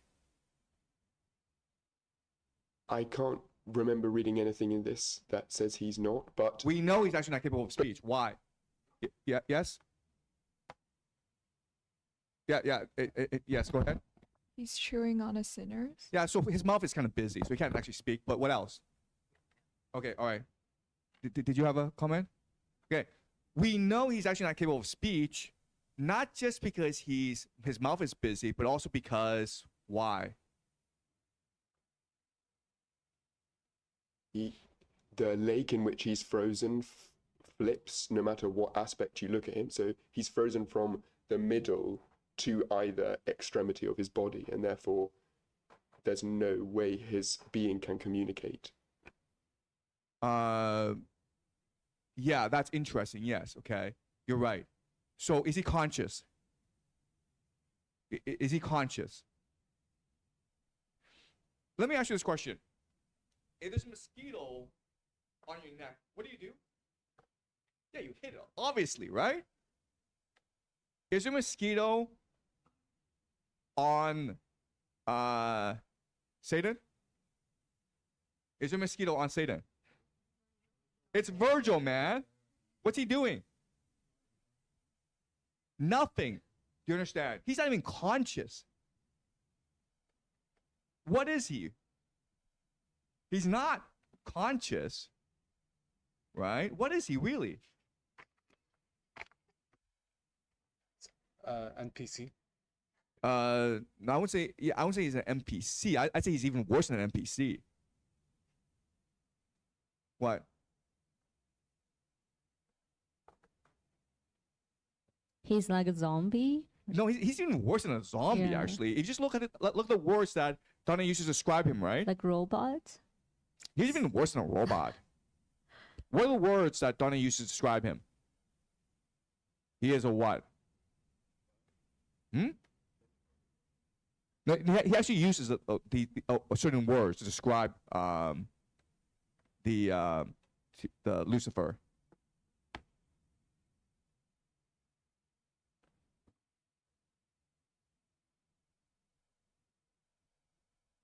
What are the words he uses? First of all, what is Lucifer doing? What is he like literally doing? It says he's the most clear. It says he's a ship. Wait, I've never seen a ship with sails so wide. So like A he's ship he's is one of these vessel. words. What's some other words? A bird. He says a bat and a bird. What line? Well, his wings are like Yeah, his wings are like bats, but what is he? Read it carefully.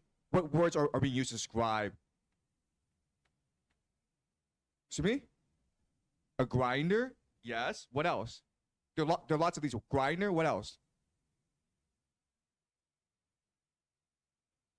I think he said giant or like really big at some point. Where? Find me the line. Read the poetry, guys. He's using specific words to describe Kind of animalistic. find me the words. He says as suited so immense a bird. Bird? This is a simile, right? I'm saying like, what are the words that directly? Number line 6 is blowing thick. A windmill seems to wail and seem far off. So windmill. Yeah. What's the next line? And in 7, he says, so then I seem to see that sort of structure. Structure. Do you understand? Windmill, structure, tower. He is a building. Okay, he is a machine. That's all he is. He's not even conscious, right? He's an air conditioner. That's like literally what he is. He's a giant air conditioner, blowing wind to cool the lake. Yeah, that's all he is. He's an ice blower. Like, what is going on here? Okay? This makes no sense.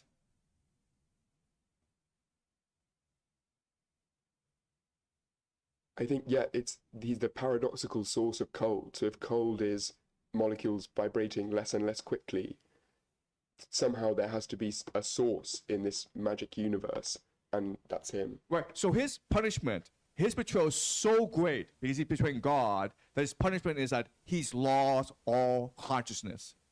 Right? Now he's just a machine. That is how low he's sunk. He's just a building. He's just yes? Like, I was thinking if he is conscious but he cannot do anything with his situation, wouldn't that be like a worse punishment? Because now he is basically gone, and then there's just his like that. It's just his physical being that is in hell, but not his conscious or his soul. Like, wouldn't it be a worse punishment if he knew what he was doing, but then he couldn't he's do anything comatose. about it? Is that what you're saying? He's comatose. He's a vegetable. Kinda. Okay. I don't. Yeah, I mean, like I think he's just frozen, right? Because consciousness requires experience. Yes. would venture to say that's his just punishment. Right. Lucifer's just punishment Right. because he was anything but, and now seems like this powerless, inert, frozen being that's just kind of not even at its will or has conscience. Right. Yes. Okay. And it is also funny that if God is the source of light and love and sun and, you know, everything, energy, heat, then Lucifer is the lack of. So like going back to Paradiso Canto 1, you know, stanza Yes. 1. Exactly. He's right. the mirror, the That- opposite. That's right. Exactly. Right. And remember, like angels, they can never turn away from God. Right. When the moment they turn away from God, they become this. Yes. Yeah, I wonder not just in an ethical sense, like if God is all good, but just in a capability sense, like I'm good at running. Then having that lack of good in the capable sense, Satan, even like Uglino was good at being clever and locking people into that tower. And Satan is not good at anything because he can't do anything. Yeah. Yeah. So I mean, to answer the question, is it possible he's conscious but he can't move? And the answer is, if you're conscious, he would be allowed to speak and talk about his punishment. Right? Does that make sense? And the fact that he doesn't speak means he's not actually even conscious. Yes? But I think he does have some level of comprehension because it does say that he's crying. Right. That is correct. Yes. He feels he is crying. Yes. That's a very interesting comment. Yes. And what do you make of this? Because he's clearly not conscious. It's almost like that analogy of the sort of vegetative state. Okay. Yeah. He's- So it's possible he's conscious and he's crying. Yes. Yes. Yeah, what I still don't really understand is we say Satan or Lucifer was an angel, but angels can never turn away from God. So how did he turn away from God? That's a great question. Yes. Okay. That's also a paradox. Yes. I think Lucifer reminds me of a giant data center. It can host all kind of programs, can process information, but ultimately it lacks its own soul. Yeah, exactly. So he's clearly a machine. Okay, but let's try to figure out the question, okay? Because all angels are staring at God. They're turning towards God. And then Lucifer turns away. Yes? I think this is quite a prosaic interpretation, but because he's the god of light, the angel of light, it is in his essence. Darkness is also essential to his being just by being the angel of light. So he's like the most unlucky angel because of all of the ones that would ever slip up and turn to the darkness. It's going to be him because as the angel of light, that's the only way I can see. Yeah. So what? Yes. Because I've heard that the God loved Lucifer mostly. So maybe Yeah. because So the he's love supposed is to too love much. of God, right? Yeah, He's God's lieutenant. Yeah, the love is not limitation. Maybe can, you know. Right. So it's possible that he was the lieutenant and he had free will. He screwed up. Okay. But then he wasn't an angel, because angels don't have a free will, right?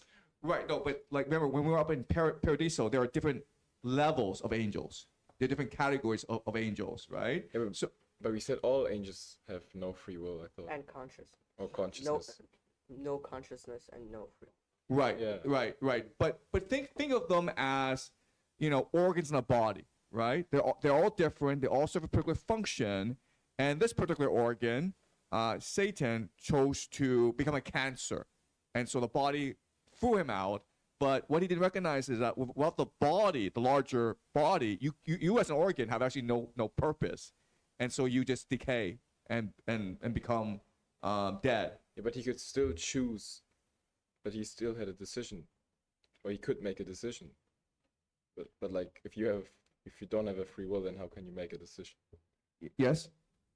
I think that he was God's number 2. Yes. So that he didn't have free will, but he was about as close as possible that Yes. any celestial intelligence could get. That I know it's difficult for me as well, but I just think that it's God proving that whoever he gave, like imagine he has to organize his power in a certain way with amongst angels to exact his will or whatever.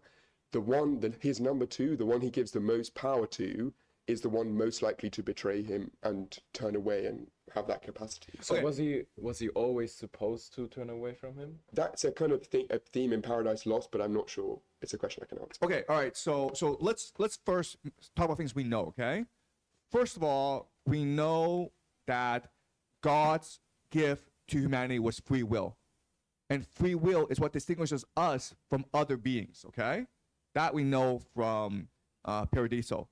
We have free will, and we can choose whatever path we want. That's number one.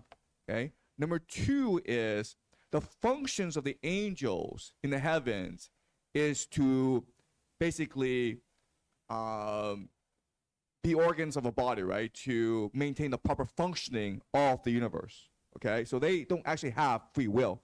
They're just basically servants. Okay. So Lucifer was the head servant, and he doesn't have free will. And so how does he turn away from God then? He doesn't have free will. How does he turn away from God? I just think it's in the nature of the number two to eventually try to be number one.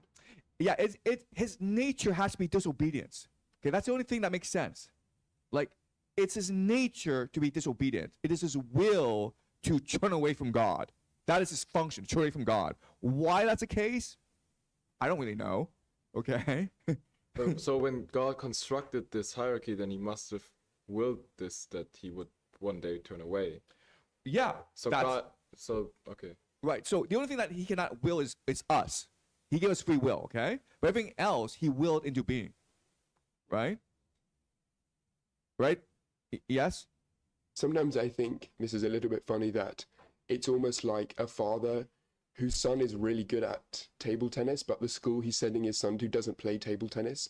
So he tries to get the school to play table tennis before his son attends it. So God let Satan destroy the world so that Jesus would be able to have as big of an impact as possible. Yeah, that's what Christians believe, right? Okay. Yeah, that's the idea here. Like everything happens for a reason. But if that's the case, okay, this creates another paradox, which is there are 3 betrayers, right? 3 people are being punished. And these are the worst offenders in human history. And they are Judas Iscariot, they are Brutus and Cassius. Brutus and Cassius, of course, are the 2 who assassinated Julius Caesar. But we know for a fact that there's a plan, right? The plan is to create Christianity. Brutus and Cassius were crucial to this plan because by killing Julius Caesar, that enabled the rise of Augustus Caesar and the Roman Empire. And then Judas Iscariot is crucial to this plan because without him, there would be no betrayal, right? And so Jesus would not be crucified. So, like, if it's all part of God's plan, why would these 3 be punished? Yeah? Because it's a vision being shown to Dante, to conscious minds, that if you showed that evil people sometimes are part of God's plan, I don't think that's a good image to spread. Okay. Yes. I don't know if Dante would be a determinist, that he's been harping on free will. That's right. That's right. So that can't be the answer, okay? Free will is a fundamental law of the universe, okay? So why are these 3 being punished? Okay. So in theology, I think they explain it like this, if I'm not mistaken, is that God has a plan for the world. He sees the ultimate ending of all your choices. He's kind of like AI, right? Like he can foresee, like AlphaGo, he can foresee your next step. He gives you free will, right? As the competitor on the other side of the Go game. So he knows ultimately as AI can calculate by mathematical formulas that you are going to end up at this step. So like all the betrayers, God can see that they're going to end up doing that. But God doesn't control and make you like you have to do that. But God just kind of like silently watch behind the curtain and be like, oh, you're going there? Okay, then there will be Jesus. Or you're going that, then there will be the Holy Roman Empire. So he doesn't interfere. So he's not responsible for your fault. So he's not willing, planning you, predetermining you to make that fall. But he kind of prepares like AI. He prepares like options 1 to 12, depends on your, I understand that, but at the same time, they are contributing to the divine plan. right? Yeah, go ahead. I'm speculating. I don't have a conclusion yet. Yeah, But, I don't, all we're doing is speculating, okay. right? Because, like, again, if you read all the commentary, the scholarship on Dante, no one knows what's going on. Like what's going on here, right? I want to follow up on that point of just the perception and how psychedelics alters the filters and the ability for perception. It's almost like God, the creator, is putting up a play for all us humans to watch. The Matrix, whatever it is, and it's for us to watch and perceive, but even this is not reality. Right, okay. But it's meant to do something to open you up. Okay, right. I don't think Donnie's that complicated. Let's focus on simple solutions, okay? Okay, so again, like Occam's razor, we are looking for elegance. So that's a great explanation. All these are great explanations, but I'm looking for like a really elegant explanation for what's going on. Okay, let's move towards elegance, clarity, and simplicity so that everyone understands. Yes? Online chat. So how Lucifer managed constant adversity for mortals in any and every degree is God's will. Okay. All right. Thank you for that. Yes? So we had said earlier, Augustine claims that God made hell, and hell is good because it's cosmic justice. You cannot have free will without evil. I don't know if Augustine comes to a determination that God made evil or if evil is a byproduct of free will, but it seems like they go hand in hand. Okay. All right. So we're running out of time, okay? But let's explain what's going on, okay? There may be a divine plan. Doesn't matter, okay? Because we are the divine plan. The imagination is the divine plan. And so what matters is this advancing God's plan. That's not what matters, okay? The results don't matter. It's a process that matters. What matters is what effect does it have on us, okay? Now, Brutus and Cassius are important because how did they assassinate Julius Caesar? Do you guys know story of Julius Caesar? Who are these people, Brutus and Cassius? Yes? So I think Julius Caesar was about to give a big speech, and in the forum before, they beckoned him in and said, let's have a meeting just prior to your big address to the Senate, and then they killed him. Oh, no, but I'm saying, like, how did they get access to Julius Caesar? By being his friend, comrade, helper. Yeah. And to Brutus, okay? So you guys don't know this, but there's speculation that Brutus was his son. All right, so remember, this is when was Julius Caesar assassinated? Like, what year? 33? I can't actually remember when he was assassinated. Okay, but it's like 10 years after these brutal civil wars when all these Romans were trying to kill each other, and then Julius Caesar was the only one left standing, and everyone around him. So 44 BC, okay? But everyone around him were his best friends, his most loyal allies, and these were the people who betrayed him. Do you understand? Okay? So it goes back to the idea of betrayal of guests. But what this is the betrayal of the host. Does it make sense? They are guests in his house. He is basically emperor now. And they, yes? Is it not even worse? Is it because the Romans then later said that Julius Caesar is God, so it's betrayal of God maybe even? Exactly. Exactly. That's right. the After Augustus Caesar comes to power, he elevates Julius Caesar to divinity, okay? So this is why they're in hell, because Brutus and Cassius, not only did they kill the host, right, but they killed God himself. But in the Christian, from the Christian view, it wouldn't be, from Dante, it wouldn't be a god. Like Julius Caesar wouldn't be a god from Dante's view. Yeah, but then the question then is, who is really master of hell, and who put these guys there? Virgil. Probably Virgil, okay, because we know it's not Lucifer. Do you understand? Okay, this is why Divine Comedy, it is so brilliant, because this is a Hollywood movie, but it's a shock reveal. You understand? It's a shock reveal. We thought Lucifer was the one in charge, but it was Virgil all along. Okay, because why else are Brutus and Cassius suffering like that? Okay, does that make sense? This is the shock reveal. All right? But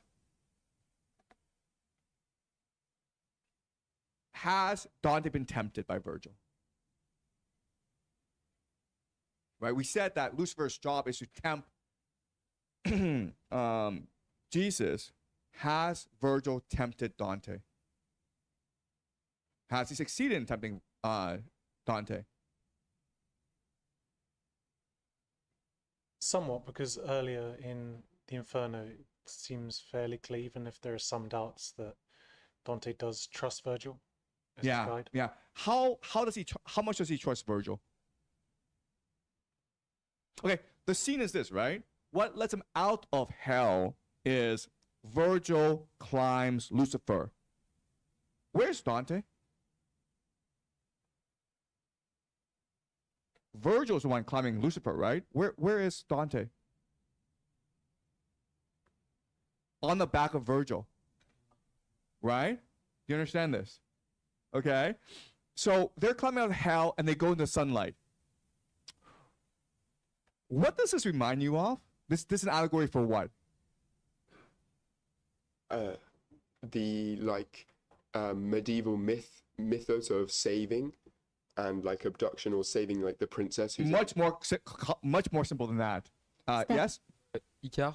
Like What? the Icar, the one that flew and that got too close to the sun. Oh, Icarus? Icarus, yeah. Yes? Oh, just stepping on the shoulders of giants to reach ahead. Oh, yeah. That's an interesting. That's not one thing about, okay? Yes. Birth? Yes. It's birth, man. Right? Think about how the mother takes you from the darkness into the light for her own for her exertion. Right? It's mirroring birth. It's hell. It's complete darkness. And Virgil is climbing Lucifer with Dante on his back. And they go into the light. It's exertion. Right? So has Virgil succeeded? Yeah, he's made Dante into his son. Once we leave Inferno, the temptation is complete. It's a journey into temptation, right? It's a journey into sin, into darkness. And now Dante is completely beholden to Virgil as his son. Does that make sense? Yes. Yeah, because later we see as well that Dante misses Virgil. Yes, that's right. Okay, do you see how beautiful this is? It's anticlimactic, but it's perfect ending. And it is so symbolic. Right? Does that make sense to you guys? All right. Any questions or comments about this? Yes. Metaphor kind of makes me think about, it's so evangelical to say, but like, so that like our 100 years on earth, it's kind of like this journey of in the mother's womb and growing and learning about the ultimate reality, like Plato said that he has seen outside of the cave. And so that after this 100 years, we are officially entering eternal life to live life to the fullest in heaven or whatever places. So it's kind of the same as this ending, I feel like. Exactly. Another comment I'll make is like the birth is an allegory for Dante reading the Aeneid, right, in Latin. Because at this time, everyone memorized the Aeneid in Latin. And it's a really good way to learn Latin, by the way. So it's an allegory for that. Like you reading the Aeneid is like Virgil giving birth to you. Okay? So this is again the beauty of Divine Comedy. This now is a cliffhanger, right? Because Lucifer has succeeded in tempting Jesus. The temptation is complete. And so now what's going to happen is we know we've read Paradise, okay? We know that Paradiso, it is vision and revelation. It mirrors the book of Revelation, okay? We know that. We also know like Inferno is really prophecy. It is a criticism of Italy. Okay? So what purgatory has to be is a pilgrimage or a journey. Okay? It's going to be literally a journey away from Virgil and into Beatrice. Away from hell and into heaven, okay? And this is like the grand scheme of the Divine Comedy. All right? So when we come back, we're going to look at how Virgil is really Lucifer. All right? So enjoy your break. We'll come back in an hour.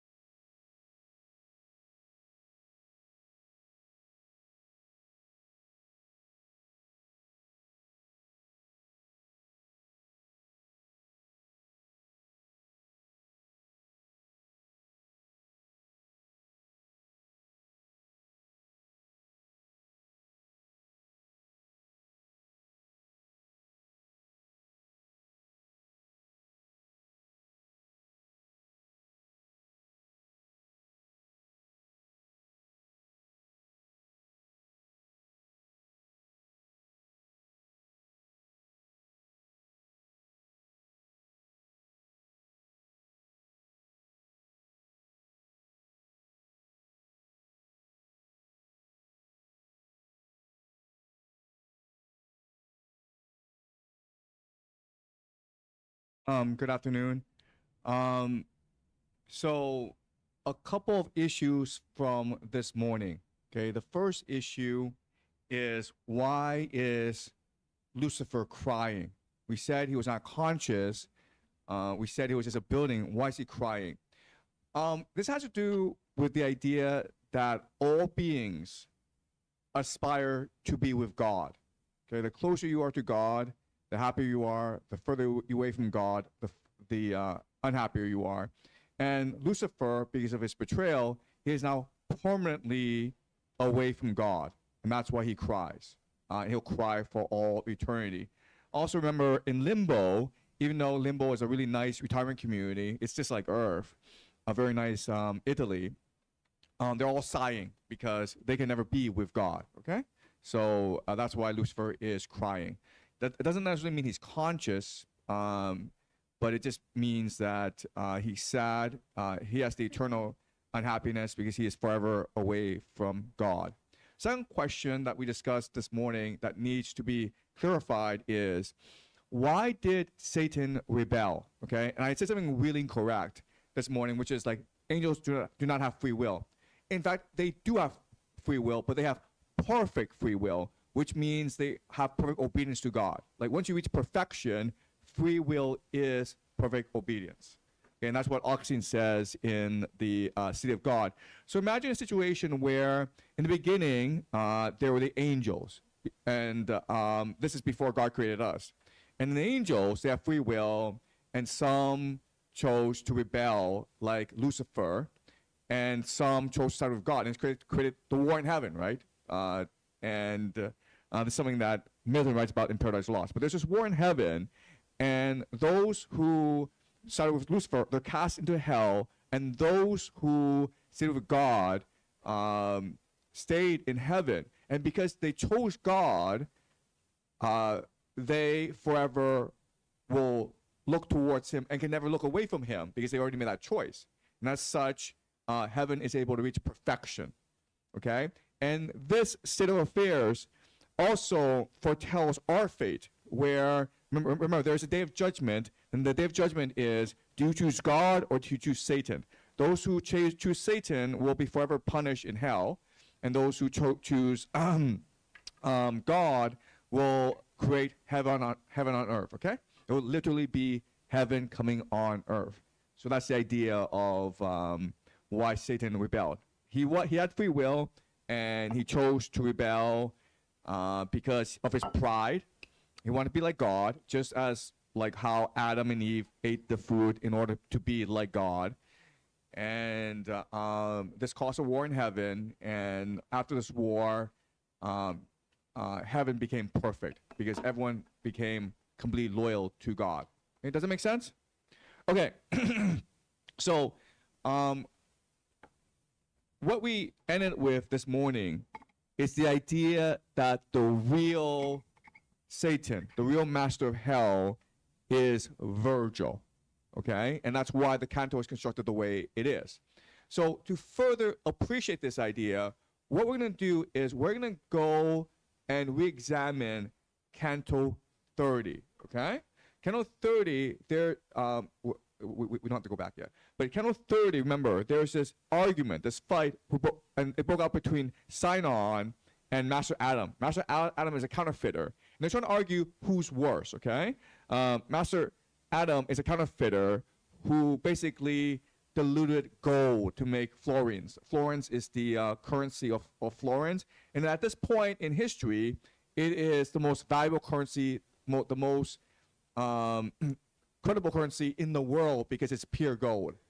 And so when Master Adam, he dilutes the florins, the Florentines burn him at the stake, okay? That's how seriously they took it. Sinon is the Greek soldier who tricked the Trojans into letting in the Trojan horse, okay? And we're going to read the speech by Sinon to the Trojans that convinced them to let in the Trojan horse. And they're trying to argue who's worse, the perjurer, who is Sinon, the false witness, or the counterfeiter, Master Adam. And we have to think about why this fight is happening. Remember, whenever Dante creates a paradox, the goal is to make us think much deeper about the underlying message, the underlying text, okay? So first thing we're going to do is we're going to go and read the Aeneid. And this is book 2, where Aeneas is recounting the fall of Troy. And so if you know the history, what happens is the Greeks try for 10 years to breach the walls of Troy. They can't do it, so like, okay, we're kind of stuck. And so Ulysses proposes the Trojan horse. And so they pretend to run away. The Greeks pretend to run away, and they leave behind the Trojan horse. And of course, inside the Trojan horse are Ulysses, Achilles, all the great Greek champions. It's a trap, right? And the Trojans have the debate about what to do with the horse, and everyone's like, well, obviously this is a trap. Let's just like burn it, man.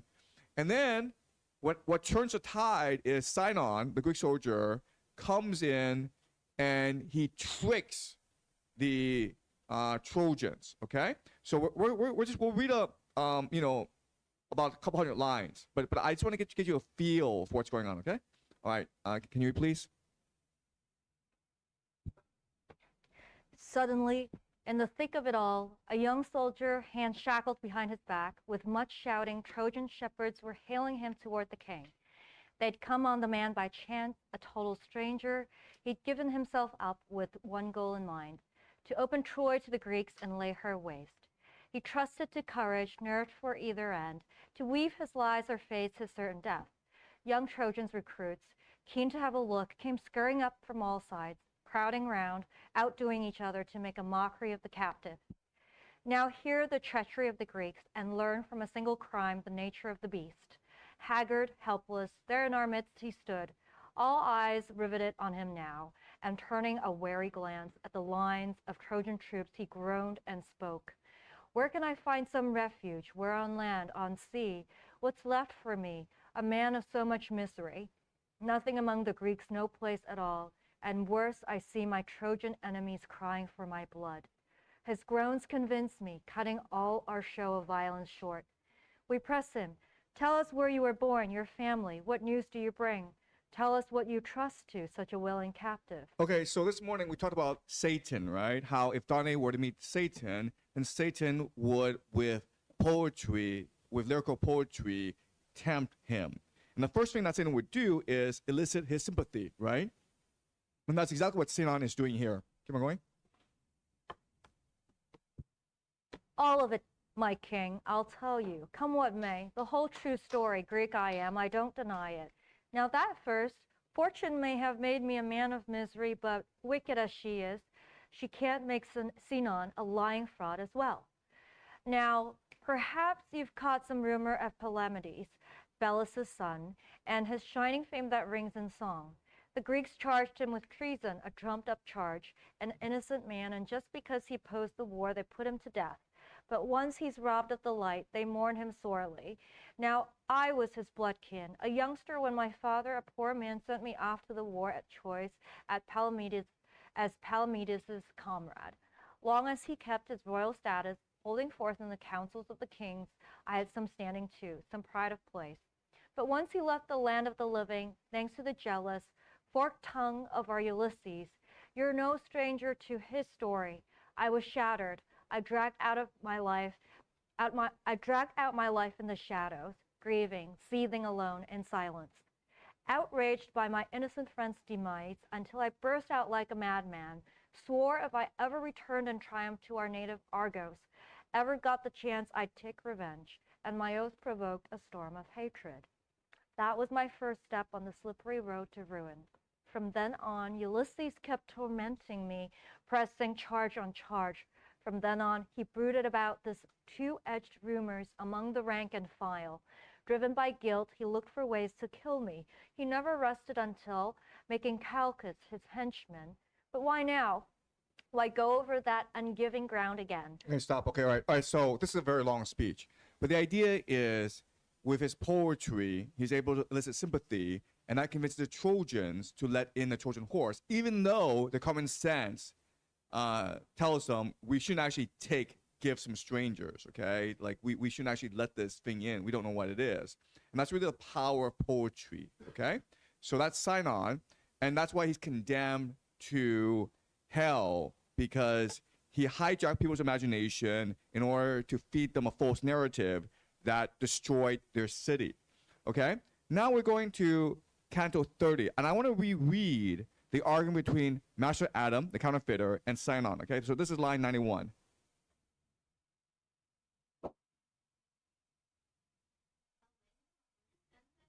Canto 30, Inferno, line 91. Okay. And this is after Master Adam told Dante his story of how he engaged in counterfeiting, and so the Florentines burned him at the stake. And I to him, who are those two poor sinners who give off smoke like wet hands in the winter and lie so close to you upon the right?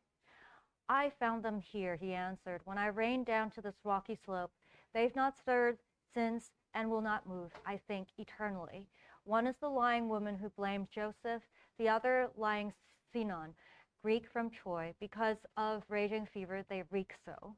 And one of them who seemed to take offense, perhaps at being named so squalidly, struck with his fist at Adam's rigid belly. Okay, so I thought I was just asking Adam, who are these other two people being punished here? And Adam's like, well, and so he names them, and one of them, Sinon, who for all eternity has not stirred. He just lies there in a raging fever. That's his punishment. He hears his name, he gets really angry, and he takes offense and punches Adam. Okay, keep on going. It sounded as if it had been a drum, and Master Adam struck him in the face using his arm, which did not seem less hard, saying to him, although I cannot move my limbs because they're too heavy, I still have an arm that's free to serve that need. And he replied, but when you went to burning, your arm was not as quick as it was now, though when you coined, it was as quick as more. So now they're just insulting each other, okay? Keep on going. To which the dropsied one, here you speak true, but you were not so true a witness there, when you were asked to tell the truth at Troy. If I spoke false, you falsified the coin, said Sinon. I'm here for just one crime, but you've committed more than any demon. So Sinon's like, well, I spoke false, but you falsified the coin, right? And in every country, you would get punished a lot more for counterfeiting than you would for lying, right? In fact, I think the worst punishment is counterfeiting, right? The worst crime is counterfeiting, right? What does the Secret Service do in the United States? It looks for counterfeiters, okay? It's a very serious thing. And when Isaac Newton was head of the mint in England, if he caught you counterfeiting, he would like basically torture you to death. Okay, it's a very serious thing. And so Silence like just pointing this out, like you folks on the coins are a lot worse than what I did. All I did was just lie. Right? Keep on going. Not forget the horse, you perjurer, replied the one who had the bloated belly.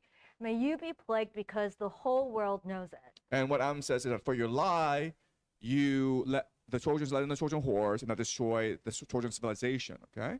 So the consequences were much worse. And you be plagued by thirst that cracks your tongue and putrid water that has made your belly such a hedge before your eyes. And then the coiner, so as usual your mouth because of racking fever gapes, for if I thirst and if my humor bloats me, you have both dryness and a head that aches. Few words would be sufficient invitation to have you lick the mirror of Narcissus. I was intent on listening to them when this was what my master said. If you insist on looking more, I'll quarrel with you. And when I heard him speak so angrily, I turned around to him with shame so great that it still stirs within my memory. Okay, so what is strange about this? What's going on? What stands out about this story, about this passage? What does Virgil do here that he's never done before? And he'll never do it again, actually. He's stopping the conversation. He's stopping Dante from digging deeper. Okay, but he's done that before, right? He switched topics. But here he's doing something that he's never done before, and he'll never do again. Did he threaten Dante? He's angry with Dante, right? He's never done that before. Okay, so what's he angry about? Why is he angry?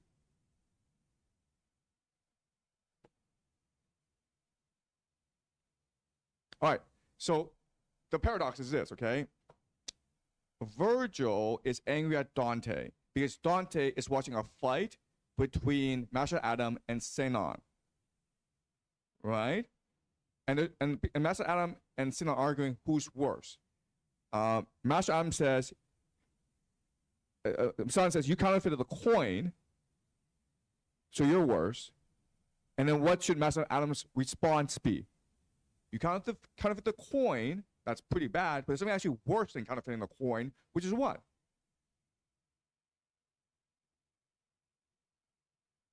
Yes? Counterfeiting a gift in the sense that it's a poisoned gift. That's interesting. What's the worst thing you can do in university?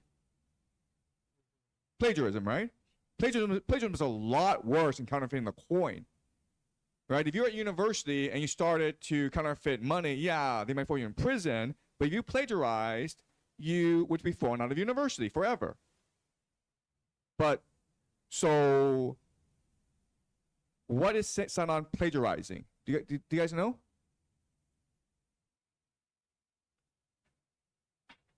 Is it something that somebody says in the Bible that... You read the Iliad, right?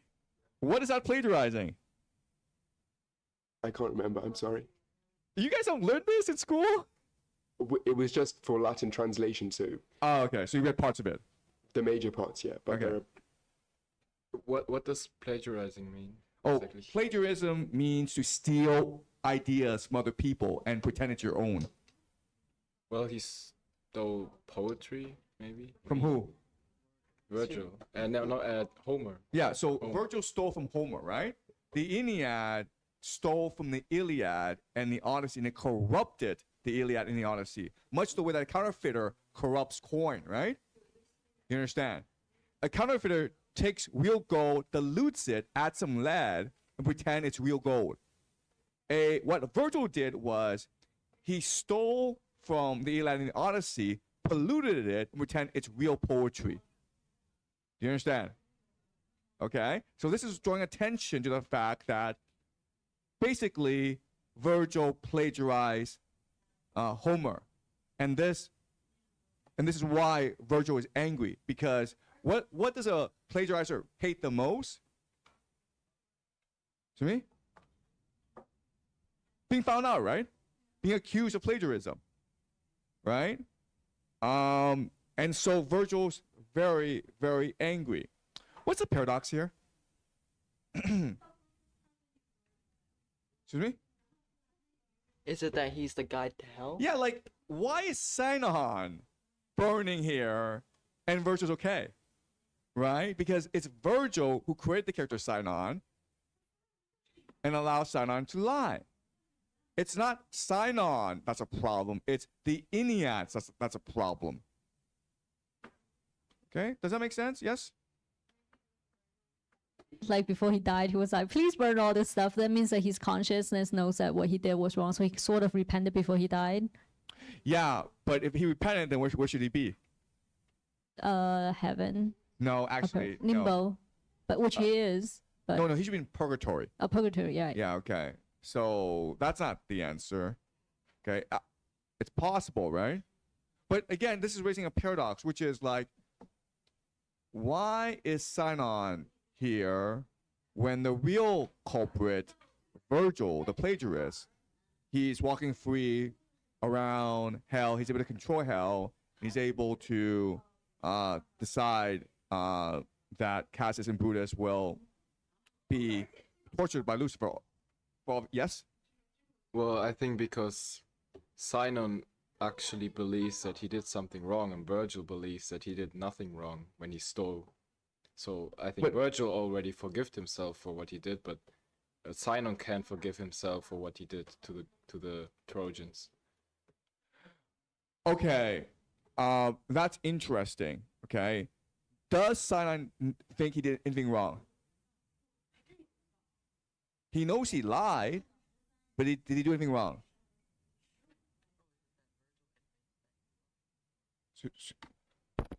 Is it that Virgil admits that he did plagiarism by being angry at being accused of plagiarism? Well, no, he's angry because he doesn't want to admit it, right? Okay. So again, this creates all these paradoxes here, and so I want you guys to keep this at the back of your mind. Why is it that Virgil is not punished at all for his crimes? And why is hell structured the way it is?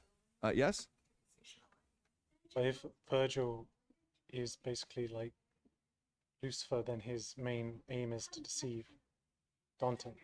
So therefore he can't, in front of Dante, be seen to be punished for his sins.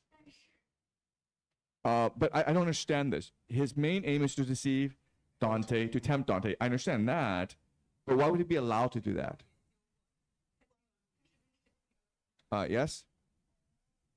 I think that he's made the master of hell, and one of the key things of the Aeneid was about duty and the killing of Turnus. And I was thinking about this, why it's such a beautiful thing that Virgil is the guide and master of hell, that many people who sin do so because they feel forced by themselves. And so Virgil's not being punished, but his punishment is that he has to guide everybody around, because it's the very force that the Aeneid put into people's hearts that made them sin in years to come. Okay, that's interesting, but the fact is that Virgil's not the guide of hell. He's the guide to Dante. He was appointed by Beatrice to be the guide, but he's usually in limbo. Okay, but he can wander around hell. He knows hell very well, right? If he's able to climb Lucifer, then he knows hell like the back of his hand. So, but again, these are all paradoxes, and as we go into purgatory, the answers will be revealed to us. Okay. All right. So this is Purgatory 1.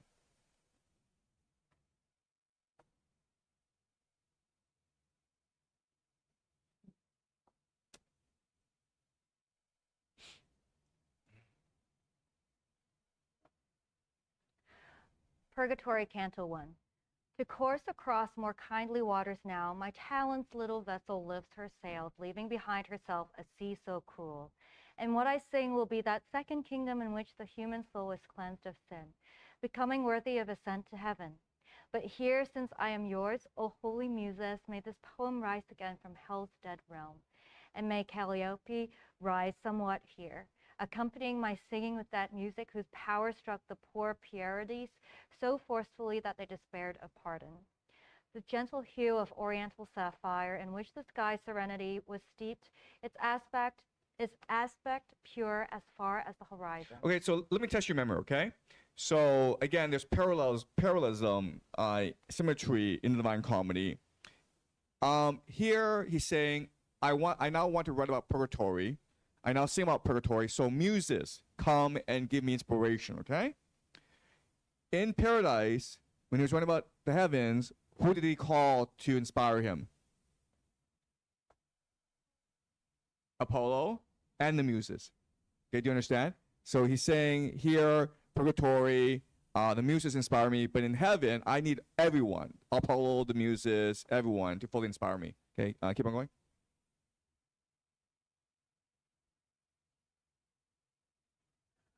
Line 16. Brought back my joy in seeing just as noon, as I had left behind the air of death that had afflicted both my sight and breast.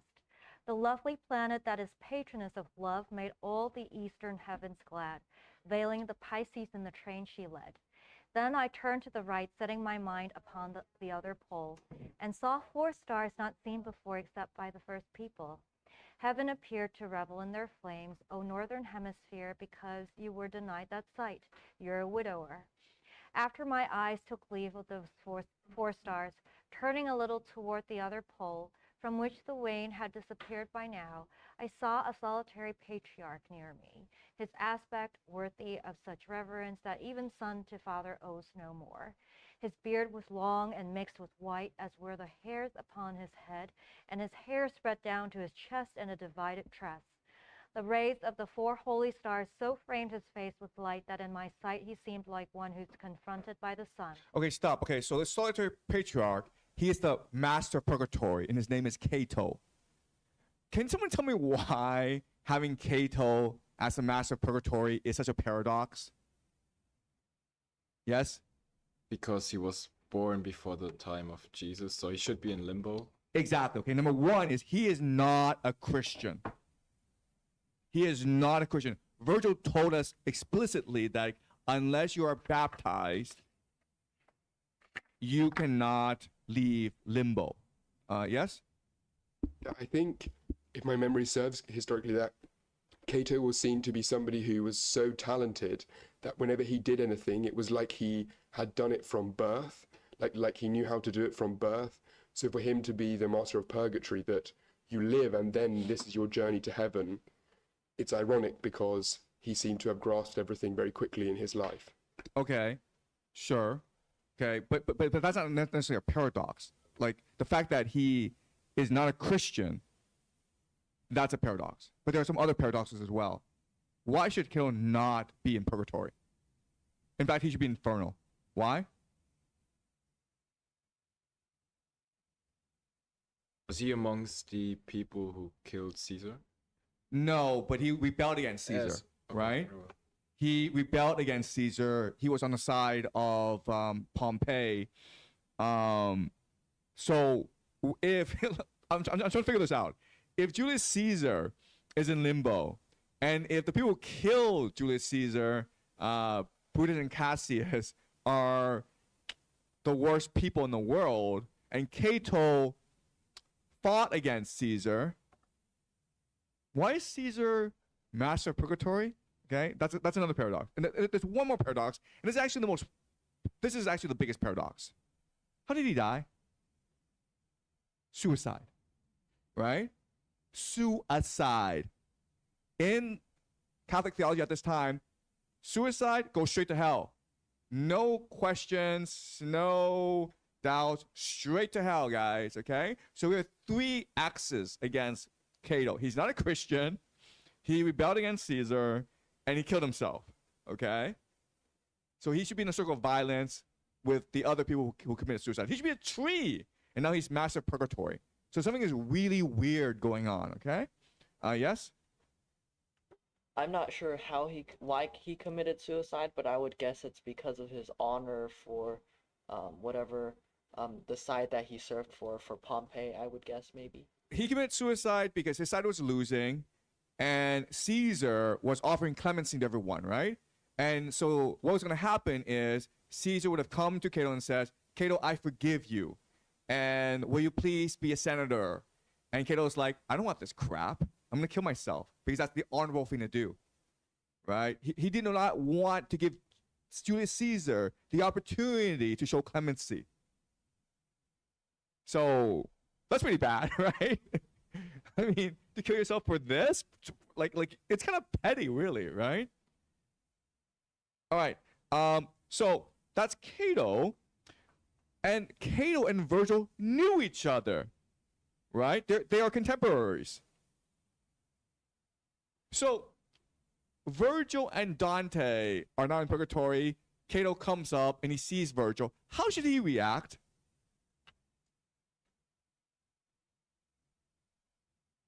I mean, how would you react if you saw someone from like a previous life? Yeah, you'd be pretty happy, right?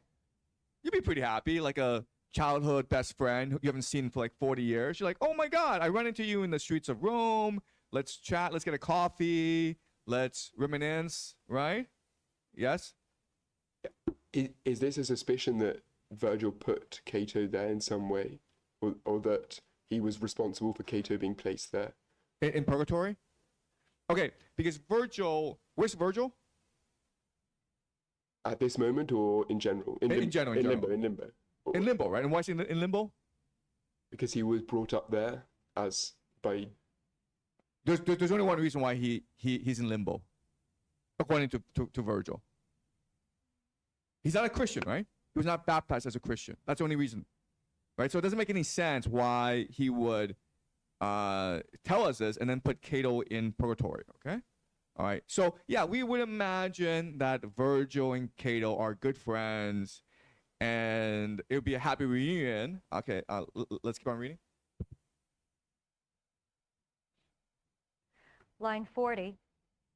Who are you? Who against the hidden river were able to escape the eternal prison, he said, moving those venerable plumes.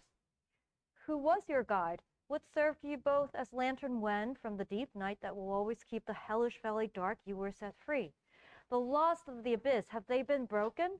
Or has a changed decree in heaven let you, though damned, approach my rocky slopes? There's a really ironic sentence here. What is it? What's the really ironic sentence in the speech?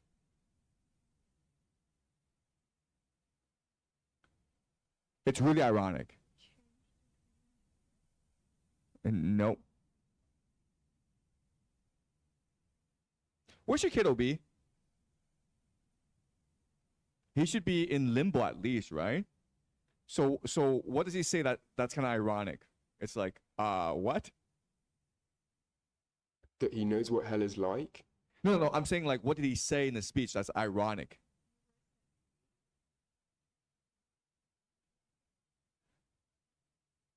Where you're able to escape. Yeah, like how did you get here? It's like, well, okay, Cato, but how did you get here, right? That's kind of ironic.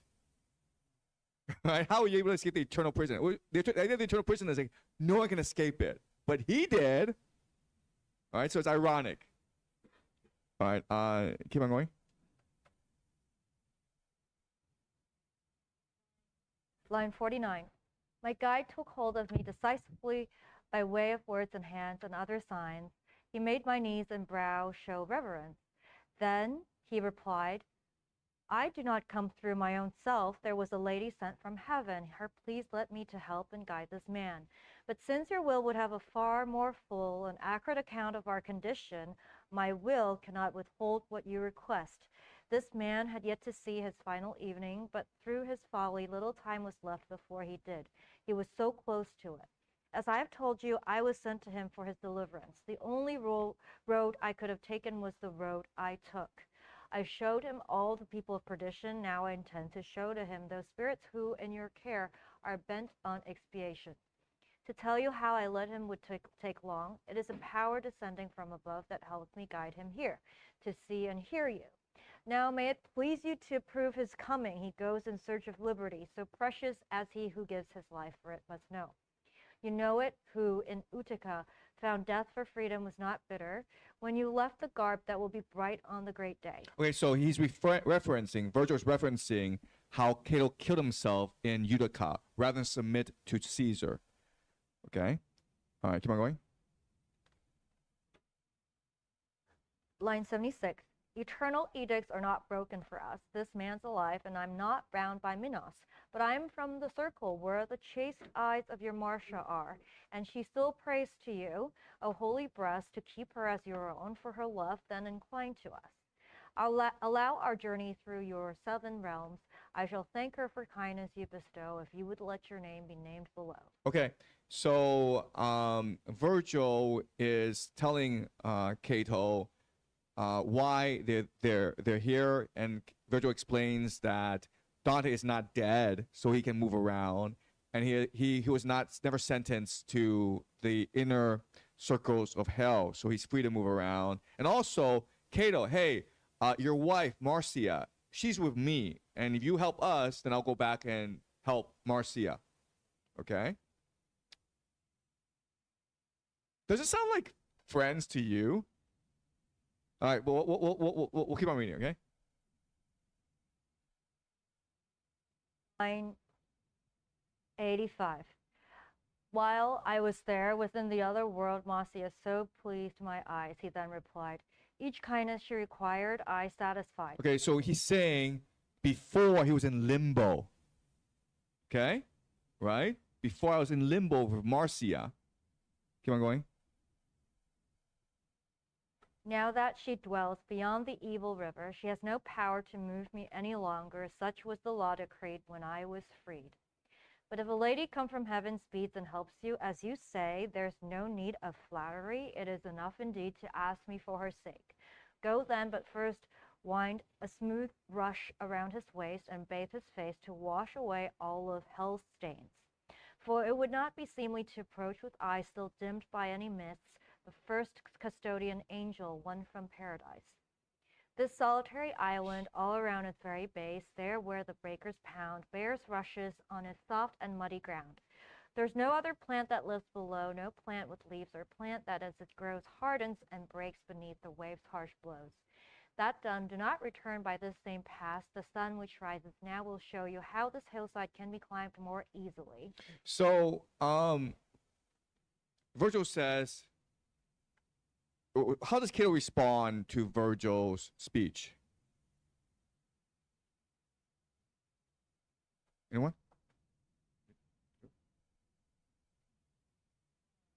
Rather sarcastic? Or does he like no, Virgil? He hates Virgil. He's like, don't mention Marcia to me, you asshole. Okay? I want to help you because Beatrice told me to, but that's why, not because you can help Marcia. Okay? So they're like enemies. They don't really like each other. And this makes you question who Virgil really is, right? What is Cato not like Virgil, yes?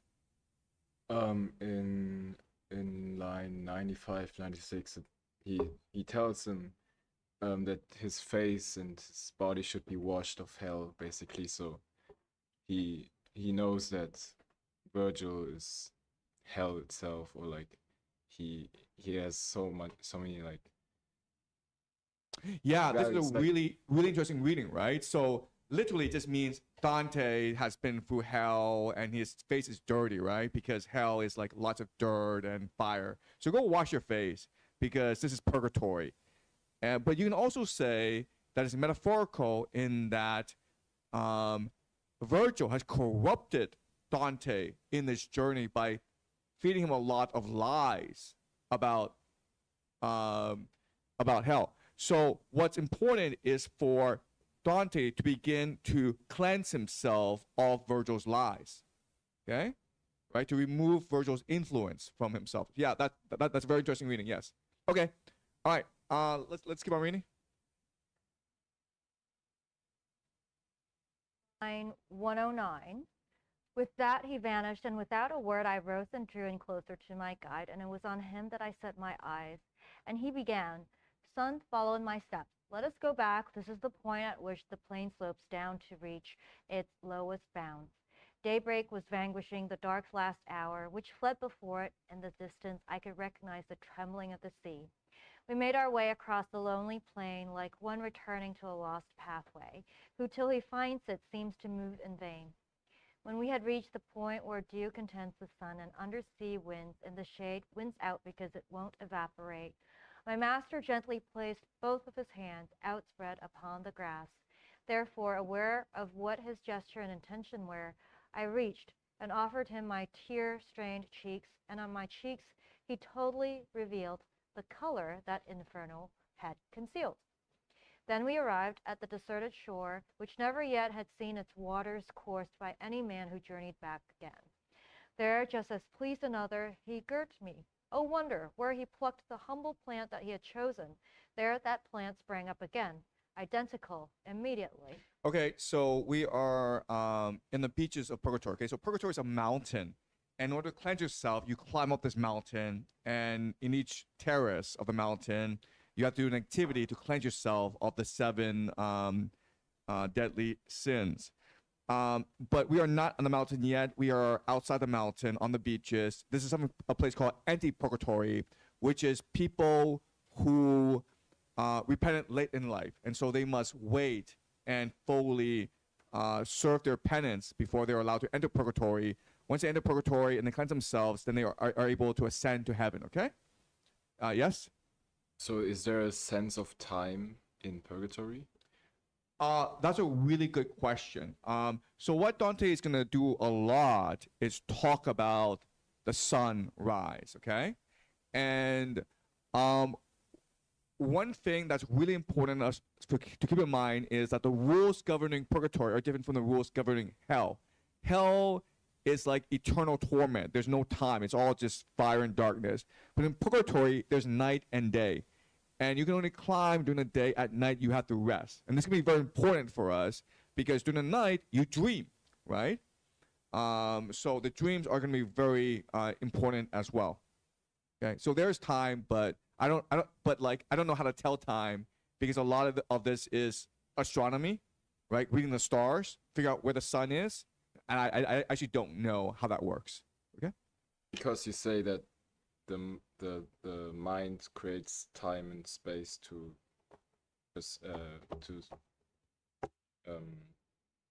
see reality or like to perceive reality. right. Did we create time in purgatory to serve purgatory, or like is time out of ourselves in that sense? Okay, this is a really interesting question because one very important idea in purgatory is that you have to serve your time, right? It could be 1,000,000 years and it could be 1,000 years.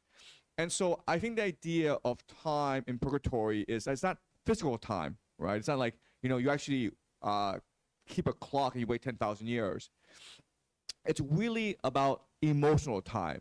So basically it's like you're meditating and you're meditating and trying to cleanse your soul. And we don't actually know physically how much time it takes, okay? But there is a time element to it. Does that make sense? Okay, so I really don't understand time that well in purgatory, okay? All right, let's keep our reading.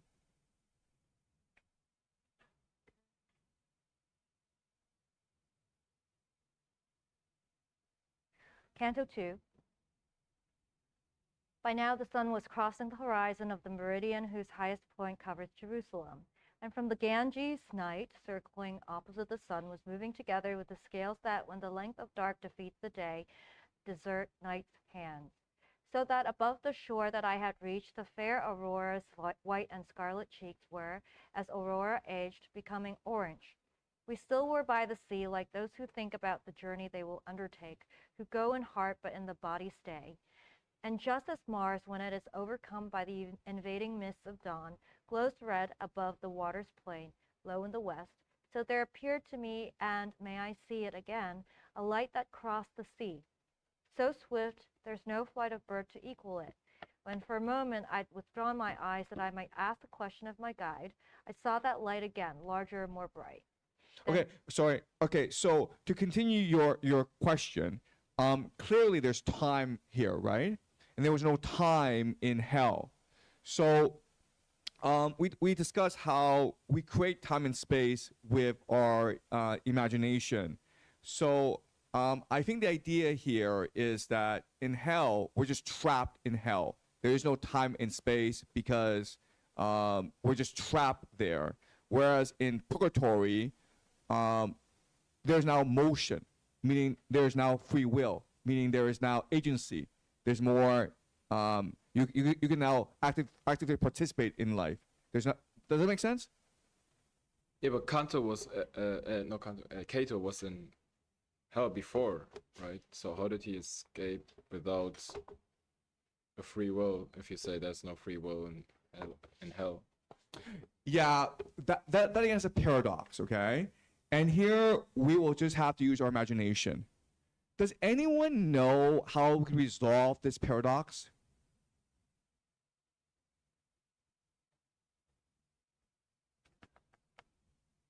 Yes? My memory is quite hazy, but I thought that maybe it was Jesus or some redeeming force who is shunting people up, shunted the very best souls up from Inferno, and that they didn't make it to heaven, but then they were either in limbo or therefore in purgatory. Exactly, yeah. So what we know is that Jesus did take away with him the best souls. But the people he took were like of the Hebrew Bible, right? David, Abraham, Moses. What is Cato doing with them? Okay, so this is hard, okay? But one possible solution is this. So what we learn in paradise is that there are certain people who are born before the time of Jesus. And even though they were not officially Christian and that they were baptized, they were Christian, that their heart was in the right place, okay? And they knew that Jesus was coming, and so they prepared for the coming of Jesus, even though they did not see Jesus in their lifetime. Does that make sense? And Cato must have been one of these individuals who knew Jesus was coming, and he submitted himself before Jesus, even though, and he didn't live long enough for the coming of Jesus. And when Jesus went down to hell, he could see that Cato, even though he was not officially Christian, he was in his heart Christian.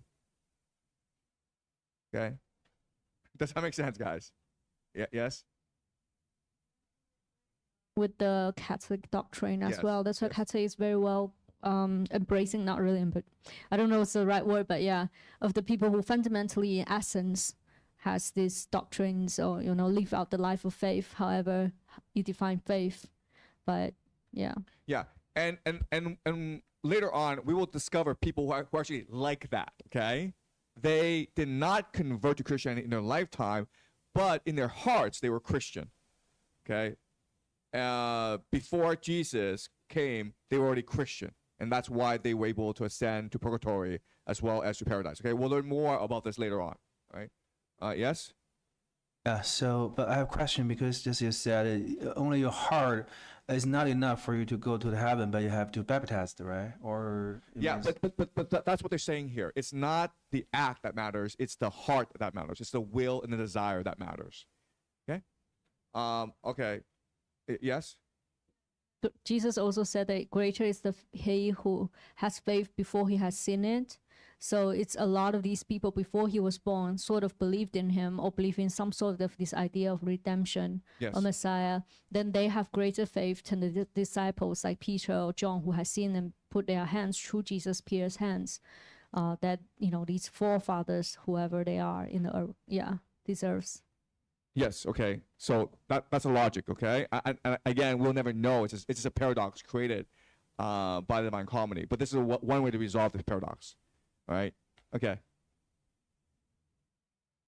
Line 22. Then to each side of it I saw a whiteness, though I did not know what the whiteness was. Below, another whiteness slowly showed. My master did not say a word before the whitenesses first seen appeared as wings. But then when he had recognized the helmsman, he cried, bend your knees, behold the angel of God, and join your hands. From this point on, this is the kind of minister you'll meet. Okay, so it's these angels that are guardians of purgatory, okay? Before in hell, there were these demons. Now there are these angels. So at each major checkpoint, there are these angels. Keep on going. Line 31. See how much scorn he has for human means. He'd have no other sail than his own wings and use no oar between such distant shores. See how he holds his wings, pointing to heaven, piercing the air with his eternal pinions, which do not change as mortal plumage does. Then he, that bird divine, as he drew closer and closer to us, seemed to gain in brightness, so that my eyes could not endure his nearness. And I was forced to lower them, and he came on to shore with boat so light, so quick that nowhere did the water swallow it. The helmsman sent from heaven at the stern seemed to have blessedness inscribed upon him. More than 100 spirits sat within. In Exectu Israel de Egyptu, with what is written after of that psalm, of all of the spirits sang as with one voice. Then over them he made the holy cross a sign. They flung themselves down on the shore, and he moved off as he had come, swiftly. The crowd that he had left along the beach seemed not to know the place. They looked about like those whose eyes try out things new to them. Upon all sides the sun shot forth the day, and from mid-heaven its incisive arrows already had chased Capricorn away, when those who just arrived lifted their heads toward us and said, "Do show us, if you know, the way by which we can ascend this slope." And Virgil answered, "You may be convinced that we're quite familiar with this shore, but we're strangers here, just as you are. We came but now a little while before you, though by another path so difficult and dense that this ascent seems sport to us." The souls, who, noticing my breathing, sensed that I was still a living being, then out of astonishment turned pale, and just as people crowd around a messenger who bears an olive branch to hear his news, and no one hesitates to join that crush, so here those happy spirits, all of them, stared hard at my face, just as if they had forgotten to proceed to their perfection. I saw one of those spirits moving forward in order to embrace me, his affection so great that I was moved to mime his welcome. Okay, stop. Okay, all right. So again, this is mirroring hell. Remember how when Virgil took Dante into hell, they had to cross the river Acheron, right? And there's all these souls lining up to cross the river. And the same thing is happening here, where there's souls lining up to cross the river into anti-purgatory, the area before the mountain.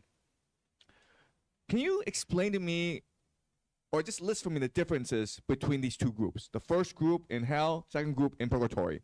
What are the differences you notice? It's pretty stark, actually, these differences. What are they doing here that souls didn't do in hell?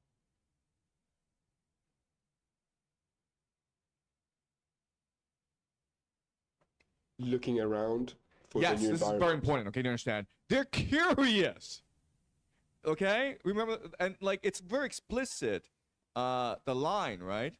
Their eyes try. Look at line 54. Whose eyes try out things new to them.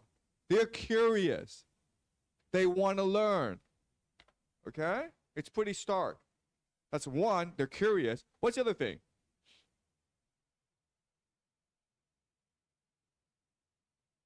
Yes.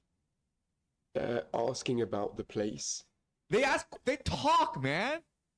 Think about it. How in hell the souls just didn't talk, right? They talk. They ask questions. Yes.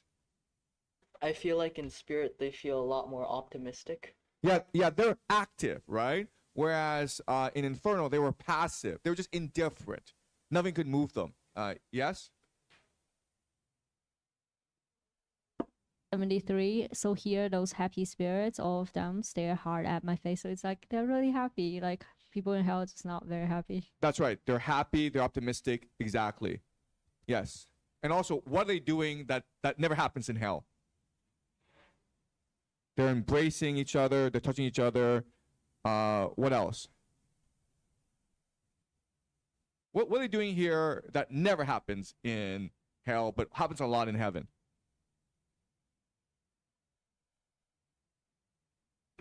Seeing, right? Look at line 46. Right? 46 to 48.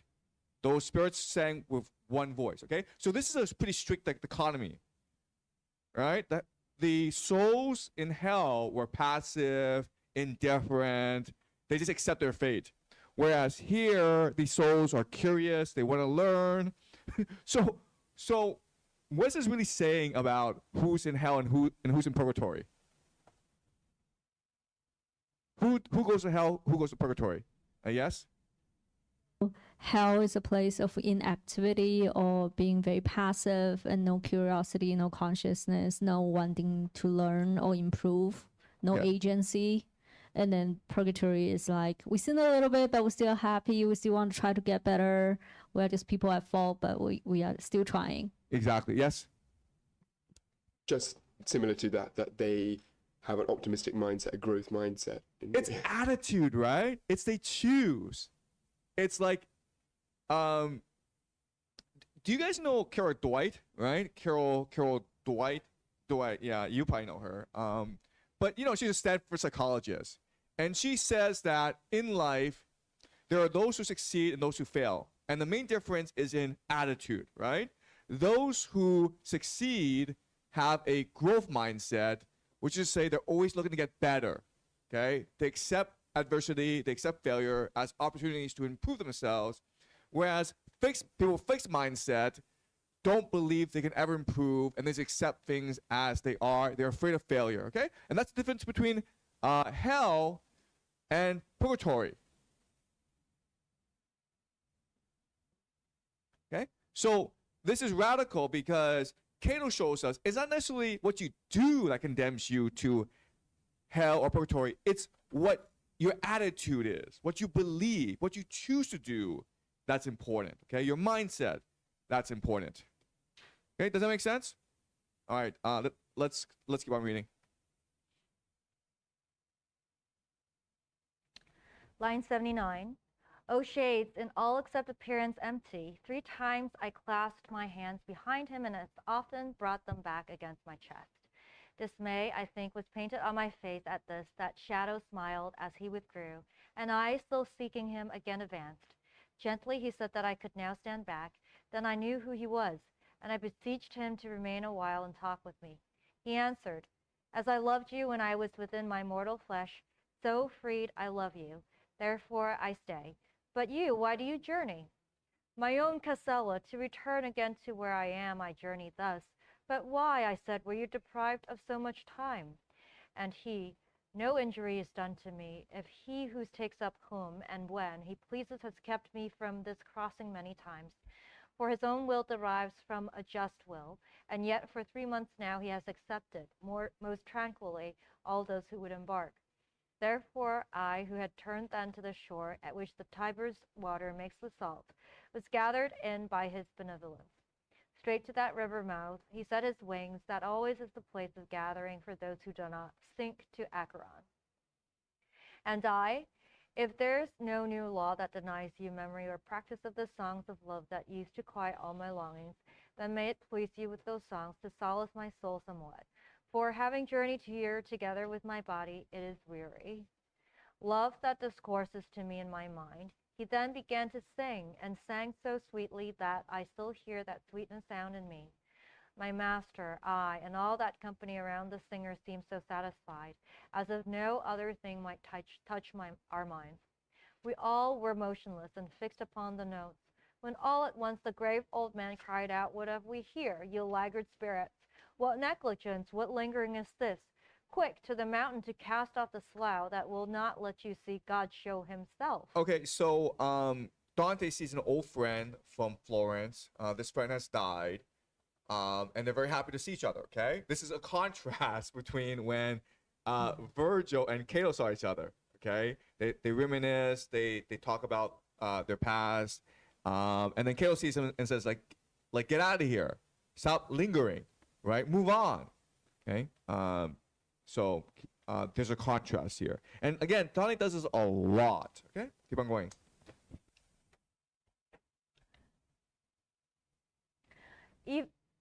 Line 124.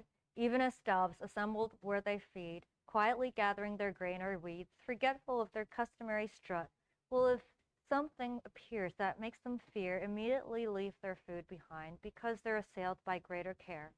So did I see that new come company. They left the song behind, turned toward the slope like those who go and yet do not know where. and we were no less hasty in departure. Okay, let's continue. Okay.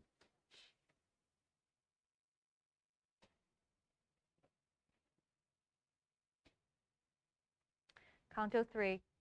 But while their sudden flight was scattering those souls across the plain and toward the mountain where we're racked by rightful punishments, I drew in closer to my true companion, for how could I have run ahead without him? Who could have helped me as I climbed the mountain? He seemed like one who, stung by self-reproof, O pure and noble conscience, you in whom each petty fault becomes a harsh rebuke. And when his feet had left off hurrying, for haste denies all acts their dignity, my mind, which was before too focused, grew more curious and widened its attention. I set my vision toward the slope that rises most steeply, up to heaven from the sea. Behind my back the sun was flaming red, but there ahead of me its light was shattered because its rays were resting on my body. And when I saw the ground was dark in front of me and me alone, afraid that I had been abandoned, I turned to my side. And he, my only comfort as he turned around, began, "Why must you still mistrust? Don't you believe that I am with and guide you? The body from within which I cast shadows is buried where it now is evening. Taken from Brindisi, it now belongs to Naples. Thus, if no shadow falls in front of me, do not be more amazed than when you see the heavens not impede each other's rays. The power has disposed such bodiless bodies to suffer torments, heat and cold. How this is done, he would not have us know. Foolish is he who hopes our intellect can reach the end of that unending road. Only one substance in three persons follows. Confine yourself, O humans, to the quia.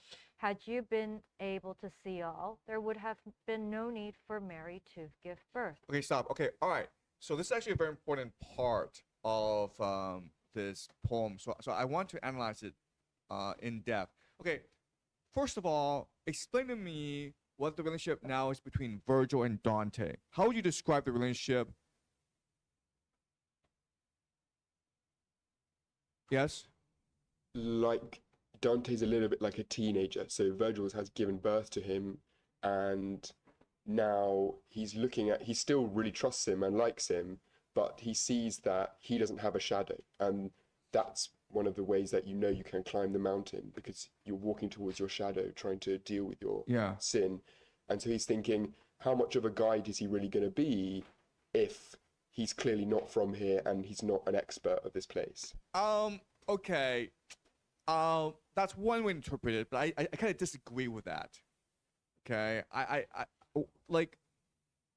How does Dante feel about Virgil? So again, the idea is that Dante has a body, so he's able to see his own shadow.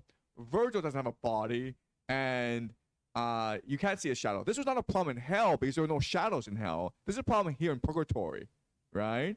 Why is Dante upset about not seeing Virgil's shadow?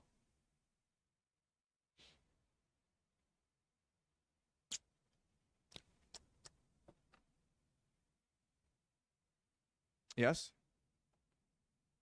Dante may be upset that he can feel that he's getting close to overtaking Virgil, outgrowing him. No. Yes? Dante's very insecure, and he felt that he's abandoned by Virgil. I think so. I think it's not. I think it's insecurity, right? It's like he needs Virgil constantly beside him. He can't see the shadow. He's nervous. Like, where's Virgil? And Virgil's like, don't worry. I'm still with you. I'm gonna guide you. Relax, man. Okay? That's exactly what they're saying here. Okay? Does that make sense? So it shows you how dependent Dante has become on Virgil. It is Virgil who lifted Dante out of hell, and now Dante is now dependent on Virgil to lift him up to purgatory. Okay? And again, this is a pilgrimage. This is a journey where Dante has to learn to become independent. Okay, now a really important tercet. Okay, I want you to focus on this tercet. Is 34 to 39. Okay, I want to focus on this. This is like really important. Foolish is he who hopes our intellect can reach the end of that unending road. Only one substance in three persons follows. What is this referring to? Trinity, but what is the one substance? The monad. Excuse me? The monad. No, the substance. What's the substance? Love, right? Who said the Trinity is 3 persons and they all have the same substance? Who said that? Dante, when Peter was asking him, what is faith? Do you believe in the Holy Trinity? He's like, I do. I believe that the Trinity exists. They all come from the same essence, which is love. Okay? So, this is what Dante will say in heaven. Confine yourselves, O humans, to a quay. Have not been able to see all, there would have been no need for Mary to give birth. Okay? Have been no need for Mary to give birth. What Virgil is saying is, what? No need for Mary to give birth. What could he say? What could he say instead of this?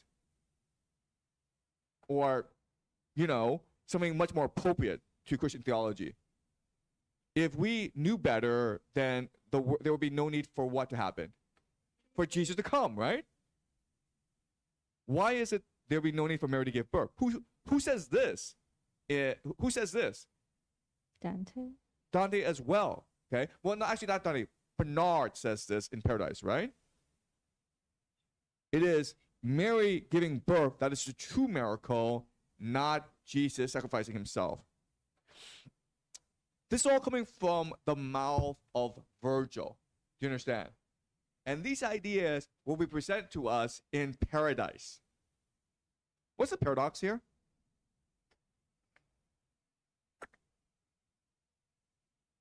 Yes?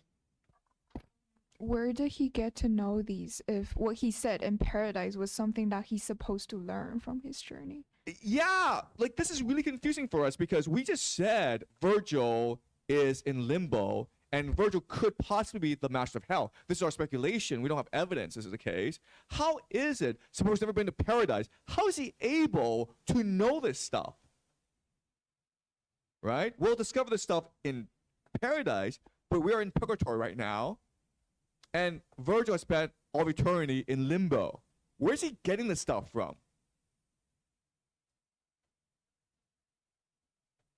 These are things that Dante will discover once in heaven. But already Virgil understands this stuff. How can we explain this paradox?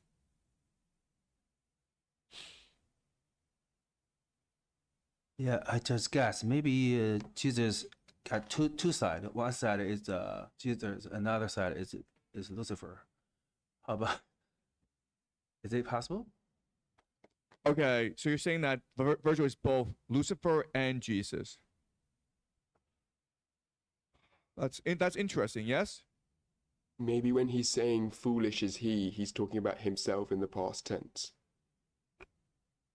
That when he got brought out of Inferno, if he was there, that process gave him the knowledge that ascension requires faith in true love. But he didn't need to be told that. He just, because... But no, so I'm trying to figure out how he knows this stuff, right? I'm trying to figure out how he knows two things that are revealed to us in heaven. The first is that the Holy Trinity has one essence, which is love. So God is love, basically, right? Second thing is like he knows that Mary is the one who redeemed us, not Jesus. He knows this. So I'm saying, how could he know this? He was there. He went there. He went there. He was there. He went there. And how did he end up in limbo? Like you said, he chose us not to be there. He was like, oh, this place is great, but I have to be like a servant to God and I don't want to do that, so I'm just coming back. He could have gone there because he's explicit, right? You cannot leave hell unless, well, you can't go to heaven unless you're a Christian, right? Yes? Did Beatrice tell him when she assigned him the task? Why would Beatrice tell him this stuff? Fine. I'm like, yes? Dante guesses it and ascribes it to Virgil. No. Virgil's a teacher. Virgil's a father. Dante is a student and a son, right? So Dante would never be as presumptuous as to teach this to Virgil. And Dante does not know this yet, right? He only knows this when he goes up to heaven. So how can Virgil know this? Well, technically, Lucifer was really close to God, Right. Keep on going. right? So if and therefore he understands the essence, the substance, the three persons, and therefore, I don't know, a fragment of Lucifer is with Virgil. Okay. That's a good start, okay? That's very close. Keep on going. Keep on going on that logic. Yes? For the devil to distort the truth means that he knows the truth very well in its fabrics, to be able Yes. to tear it apart, deconstruct it, cancel it. Yes. So then he probably revealed that to Virgil, like, this is the essence, but we were like try to divert. Well, oh, no.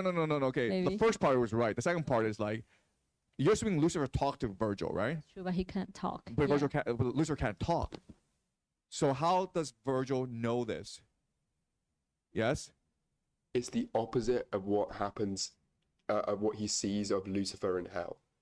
So it's like 3 sinners are digested into one substance, which is evil, and that it's the opposite of the Immaculate Conception. Okay, so that's an interesting theory, okay? And that explains the Trinity. It doesn't explain Mary. Okay? Who is Virgil? What does he do? He's a poet. And who are poets? They're channeling God, right? You understand? This is how Dante is able to write this. He's channeling God. He actually Dante probably doesn't even know what he's writing, okay? We're probably better at analyzing this poetry than Dante. I mean, like, I'm not exaggerating. Dante is just like singing the truth of the universe. He doesn't really know what he's singing. And that's what a poet is. A poet is a vessel for the divine fire. Okay? So, if Virgil knows this truth, but he wrote the Iliad, what is it saying about Virgil? To me? That Virgil is more or less a Lucifer figure. But why is he Lucifer? Because he knows the truth, but chose to not to tell the truth. No, yes? Well, I mean, in a way, he was forced by Augustus to, like, speak poetry, but like use it for a empire way. So in God's eyes, what did you do? Well, you betrayed God. You betrayed God. You understand? The great betrayer is Virgil, not Lucifer. Okay? Just think about this. Does that make sense, guys? Because God gave you the greatest gift possible, which is poetry, which is divine truth. And you distorted it in order to serve empire. That's the great betrayal, right? Who is Lucifer? Lucifer is someone who betrayed God in order to seek power. Yes? Then why is Virgil in limbo?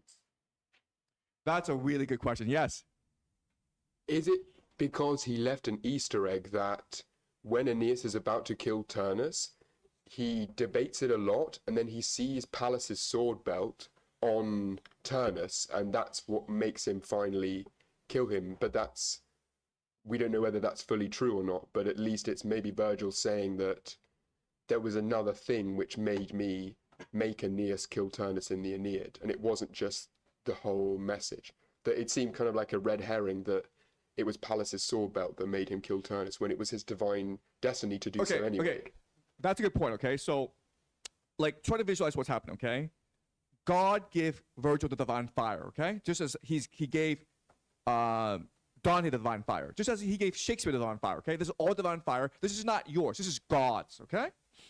And then Augustus says, okay, you know what? Give me that divine fire and we'll craft a weapon together. Well, if you do that, if you put the divine light into the weapon, someone's going to leak out. Does it make sense? And that's why there's so many inconsistencies in the Iliad. including the one where Aeneas shows mercy, or what show mercy to Turnus, and then in the end decides to come anyway, okay? So there are a lot of inconsistencies in the Aeneid because you're trying to weaponize divine fire, and divine fire does not want to be weaponized, okay? It's meant to like enlighten the world. It's not meant to be directed as a weapon of empire. All right? But do you guys understand this idea? That Virgil is a great betrayer because God gave him divine fire, and rather than enlighten the world like what Dante is doing with Divine Comedy, he chooses to corrupt it in a way that serves empire for his own personal benefit. And this is a great betrayal of humanity, right? Imagine if Jesus came and he's like, screw this mission, I'm going to side with the Romans. Yeah. Right? Yeah. Because, like, I don't get crucified, and the Romans are going to give me $1 trillion. Screw this mission. Right? Is that a great betrayal of God? And it's also a betrayal of humanity, yes. Yeah, and that's exactly what the Jews hated Jesus for, because they really wanted a real Messiah who was a militant leader, just like Julius Caesar. They really wanted Jesus to side, not side with the Romans, but fight against the Romans. That's why they denied him the title of Messiah. That's right, exactly, because Jesus was a prophet of peace, and they wanted a prophet of war. Yes. Okay, does that make sense? So again, we're speculating, but like again, it's a huge problem for us how these two ideas, where God is love and Mary is what redeemed us, these are the two main ideas of paradise. How are they appearing in the mouth of Virgil, right? And the answer is, well, because he had access to divine fire, but he chose to corrupt it. But it doesn't answer the question. Is like, how did Virgil end up in limbo?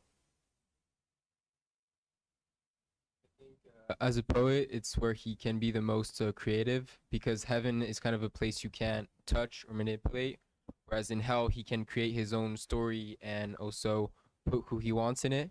Yes. And like as we see, hell is basically created by Virgil, and he knows the place because he created it. Exactly. Okay. So one explanation is that Virgil created hell and Dante created heaven. Okay. So ultimately, what's happening is a war between heaven and hell. A hell conceptualized by Virgil and a heaven conceptualized by Dante. That's one possibility. Yes. Yes. Yeah. So that's like a theory I had about hell, is that Dante is basically entering Virgil's mind. But he does enter Virgil's mind. Yeah, How? yeah. How? Oh, yeah. That's the point I don't understand. Okay, but how does he enter Virgil's mind? By going into hell? Or? No. How does he enter Virgil's mind? In fact, he becomes Virgil's mind because what does he do? He read the Aeneid. He read the Aeneid, right? That's what the Aeneid is. It's a mind of Virgil. It is hell. You understand? It's a blueprint for hell.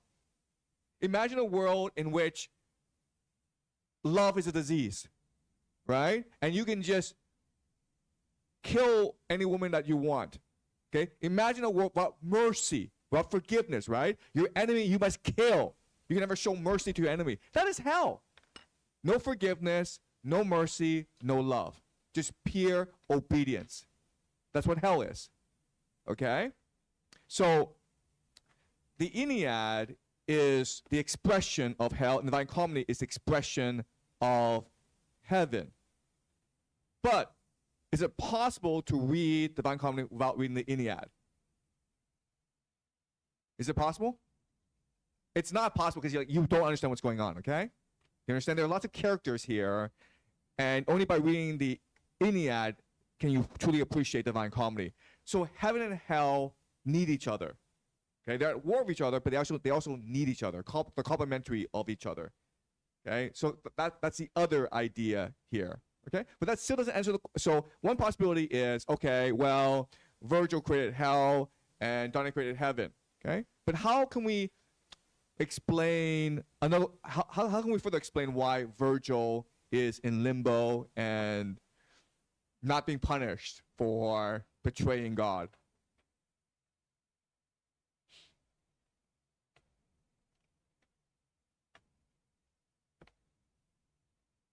I'm not sure if we already answered this in the last question, but could it just be that Dante feels that he couldn't be Dante without Virgil?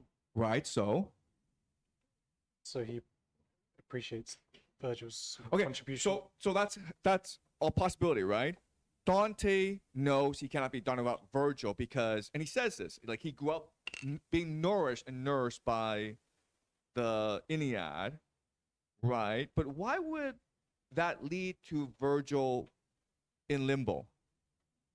Okay. Yes. Virgil is still using imagination, truth, beauty, and poetry, so it's still God's gift. So because he's using that, he's not going to be punished. He's still a creator. No. That's even worse, right? That's even worse. I mean, like, if you don't know anything and you behave like and you behave like Virgil does, that's one thing. But like to know that you're behaving the wrong way and you still choose to do it, that's even worse. Okay. All right. So let's think about this. In the universe of Dante, where should Virgil be? Excuse me? In the Inferno. Which part of the Inferno? The very bottom, in one of the mouths of Satan. Yeah, for betraying right? God. Right? But he's the great betrayer. Much worse than Satan. He is the great betrayer. And who's there instead? Cassius. And Brutus, right? Yeah. So what do you think happened? Again, we're only speculating, okay? We're only using our imagination. We're trying to figure out how this system works, right? Because in Dante's framework, Virgil, the place where he belongs, is in the mouth of Lucifer, being chewed to death because his betrayal is the same as Lucifer's betrayal. Lucifer betrayed God and Virgil betrayed humanity, right? It's the Iliad that has condemned Europe to 1,000 years of hell, just endless war, endless suffering, okay? No mercy, no love. Yes? The Divine Comedy Inferno is not Dante's framework, but Virgil's framework. Right. So that's one possibility. But I'm saying, like, let's consider another possibility, right? Let's just say that Virgil is master of hell, and he can construct hell in any way he wants. And there's nothing that anyone can do about it, even God. What's another possibility, okay? And the other possibility is, okay, let's go with Dante's framework. And in Dante's framework, Virgil is in the bottom of hell being chewed and tortured by Lucifer. How would he have gotten out of that situation? Yes? Only through Dante himself. Like Dante himself puts Virgil into limbo because he loves him so much, maybe, or he forgives him. Okay. Right. Yes?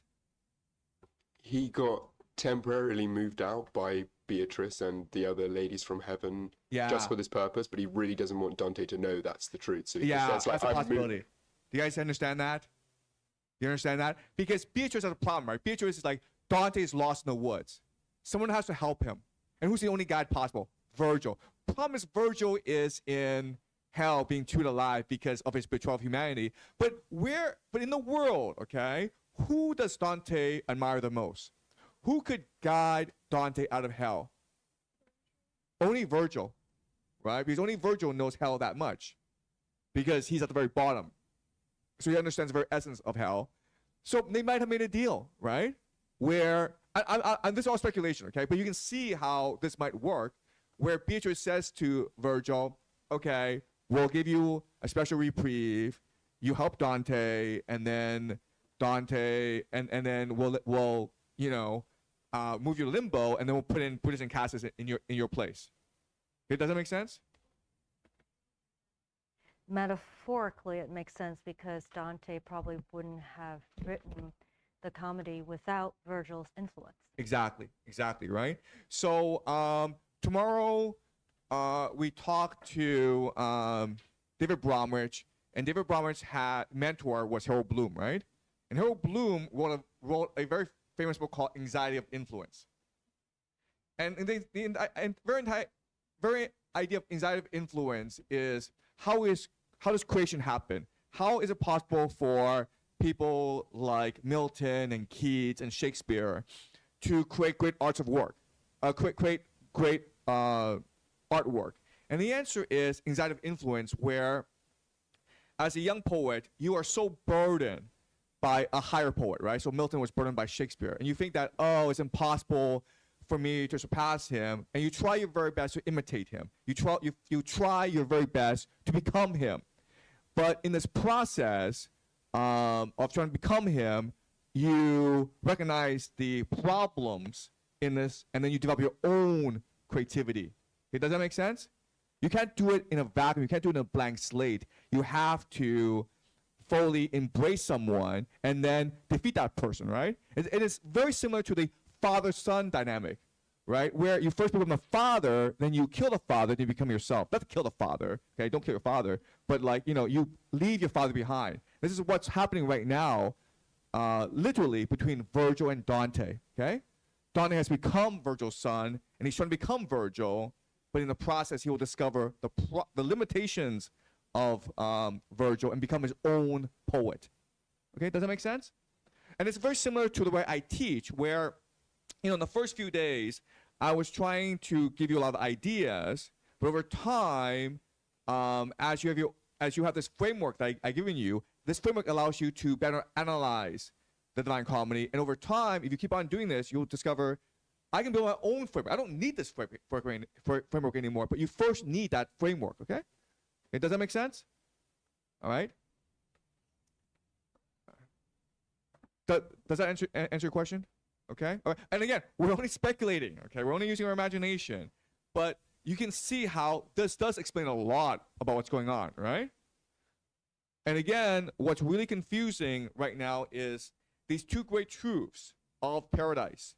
Virgil already knows. It also shows you the consistency, the totality of Divine Comedy, right? Where all three, Inferno, Purgatory, and Paradise, all line up perfectly. And I don't know how you could do that as a human being. And this is an age before computers. This is an age even before, like, pen and paper, right? But he's able to do this in his mind. And if you're like, well, it's all him being deliberate and being very careful, well, that doesn't really get you anywhere. But if you're like, okay, all he's doing is channeling the divine fire, well, that explains a lot more, okay? Okay, does that make sense, guys? All right, let's keep on reading. Line 40. You saw the fruitless longing of those men who would, if reason could, have been content, those whose desire eternally laments. I speak of Aristotle and of Plato and many others. Here he bent his head and said no more, remaining with his sorrow. By this time we had reached the mountain's base, discovering a wall of rock so sheer that even agile legs are useless there. The loneliest, most jagged promontory that lies between Turbia and Lerici, compared with it, provides stairs wide and easy. Now who knows where along this mountainside, my master halting asked, one finds a rise where even he who has no wings can climb. Okay, stop. Okay, all right. So he says, you saw the fruitless longing of those men who would, if reason could, have been content, those who desire eternally laments. I speak of Aristotle and Plato and many others. What does he mean by this? What does he mean by this? Yes. That because they didn't know about the Trinity and those special truths of heaven, they, even though they had great souls and pure souls, they were just eternally desiring to understand the monad, but hadn't been given the two special truths, well, of the Immaculate Conception and Trinity. So even though they probably should have made it, they're the ones the most upset that they had. Yeah, that's close, okay? But I would phrase it differently. Does anyone else want to try?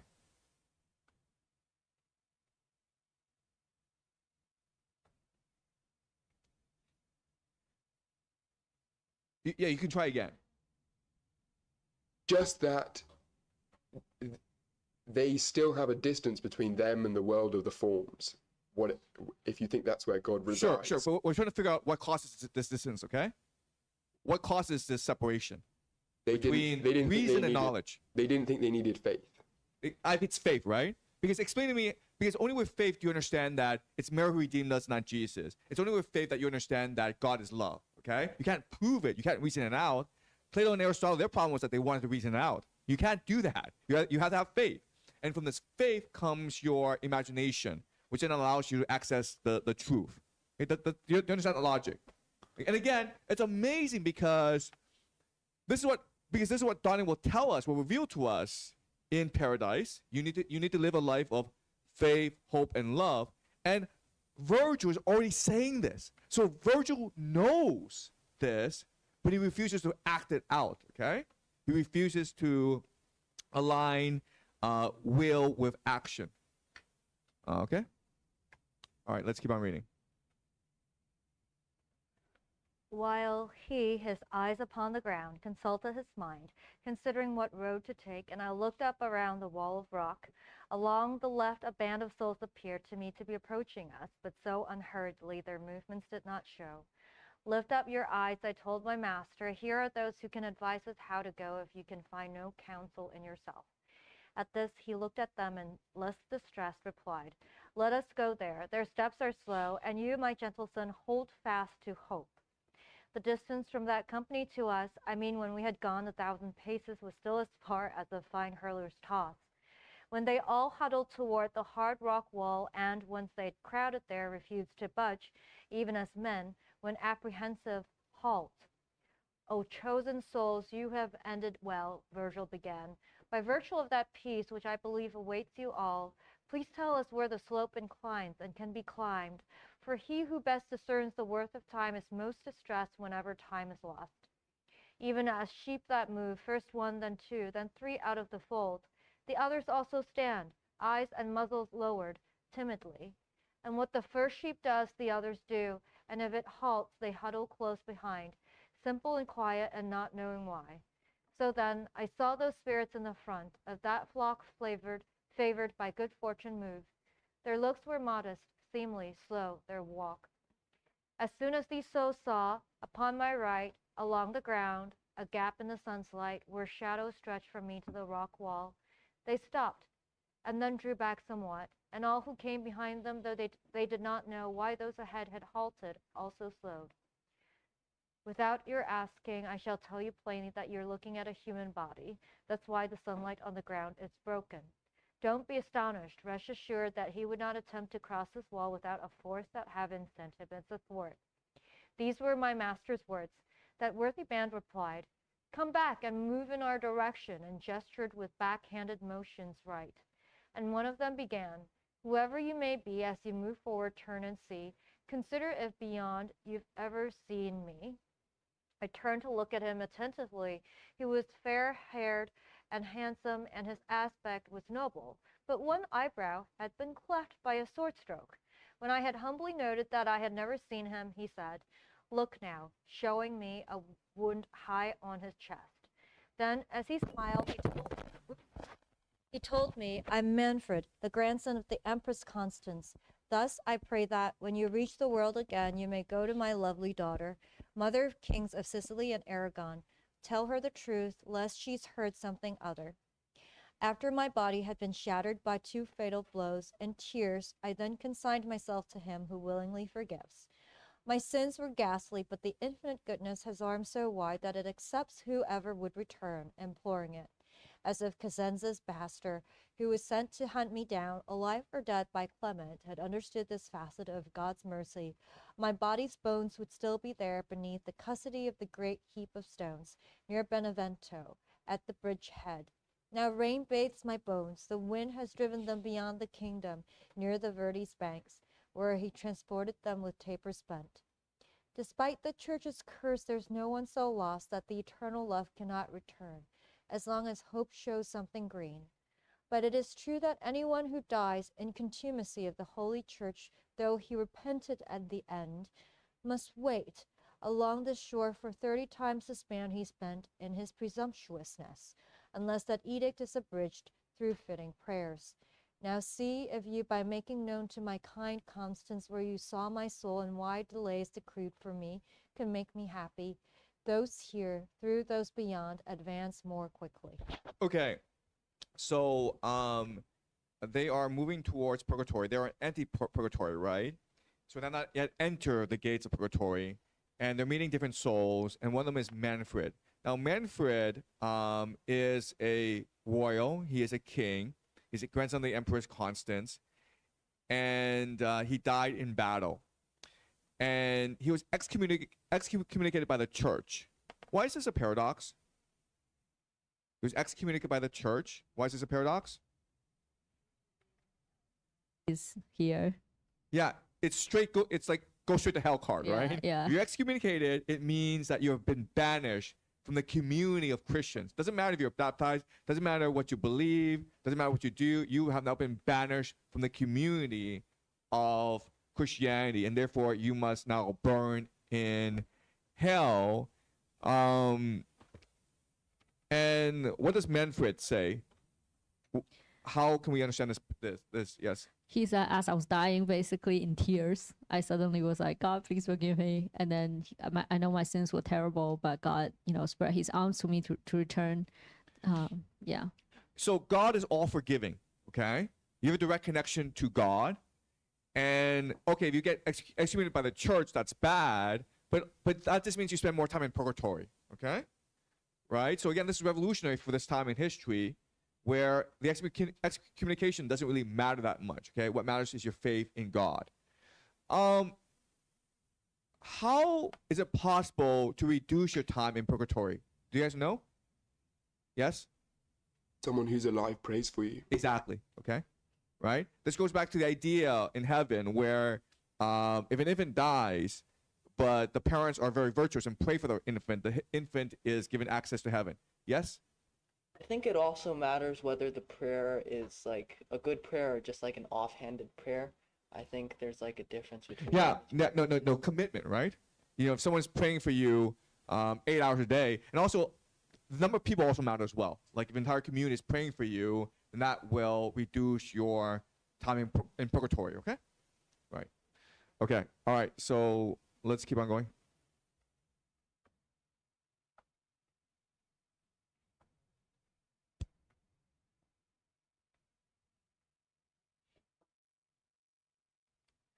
Canto 4. When any of our faculties retains a strong impression of delight or pain, the soul will wholly concentrate on that, neglecting any other power it has, and this refutes the error that maintains that one above the other, several souls can flame in us. And thus, when something seen or heard secures the soul in stringent grip, time moves, and yet we do not notice it. The power that perceives the course of time is not the power that captures all the mind. The former has no force, the latter binds, and I confirmed this by experience, hearing that spirit and my wonderment. For though the sun had fully climbed 50 degrees, I had not noticed it. And when we came to the point at which in unison those souls cried out to us, here's what you want. Okay, so at this answers your question of time, right? You had a question about time. What does Dante say?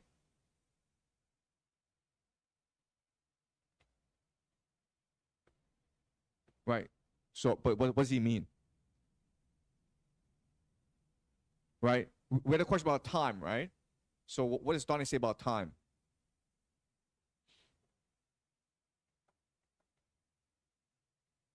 Yes? The sun has climbed 50 degrees. Yeah, and that's physical time. But what? Could you yeah. What's he saying here?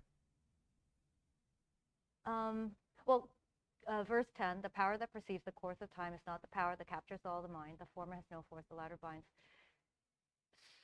So it's not your perception, it's your imagination. It's not the perception that matters. What matters? The perception of time doesn't matter. What matters? The emotions, right? Emotion.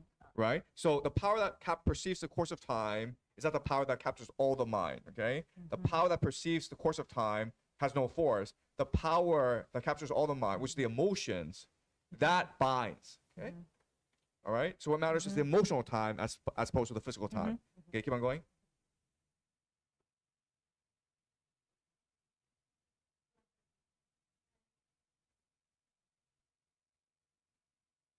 Line 13, and I confirmed this by experience, hearing that spirit in my wonderment. For though the sun had fully climbed 50 degrees, I had not noticed it. When we came to the point at which in unison those souls cried out to us, here's what you want. And then verse 19, the farmer, when the grape is darkening, will often stuff a wider opening with just a little forkful of his thorns. Then was the gap through which my guide and I, which followed after climbed, we two alone, after the company of souls had gone. Why doesn't he notice the passing of time? Why doesn't he notice the passing of time? Yes? The changing of the sun's degrees. Well, that would tell him the time, but he doesn't even notice that. I'm saying, why doesn't he notice the sun, the passing of time? And like, this is just like, like, why don't you notice time?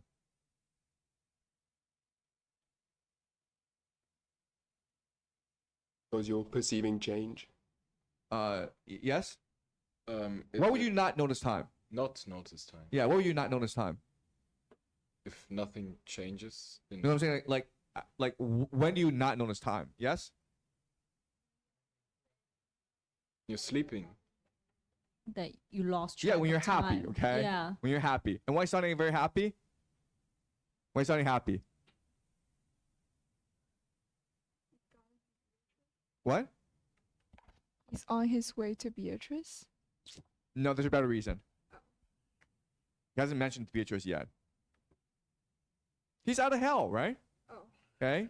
He was in hell, and now he's finally out of hell. There's sun. There's people who are happy. He's just really happy right now. Okay.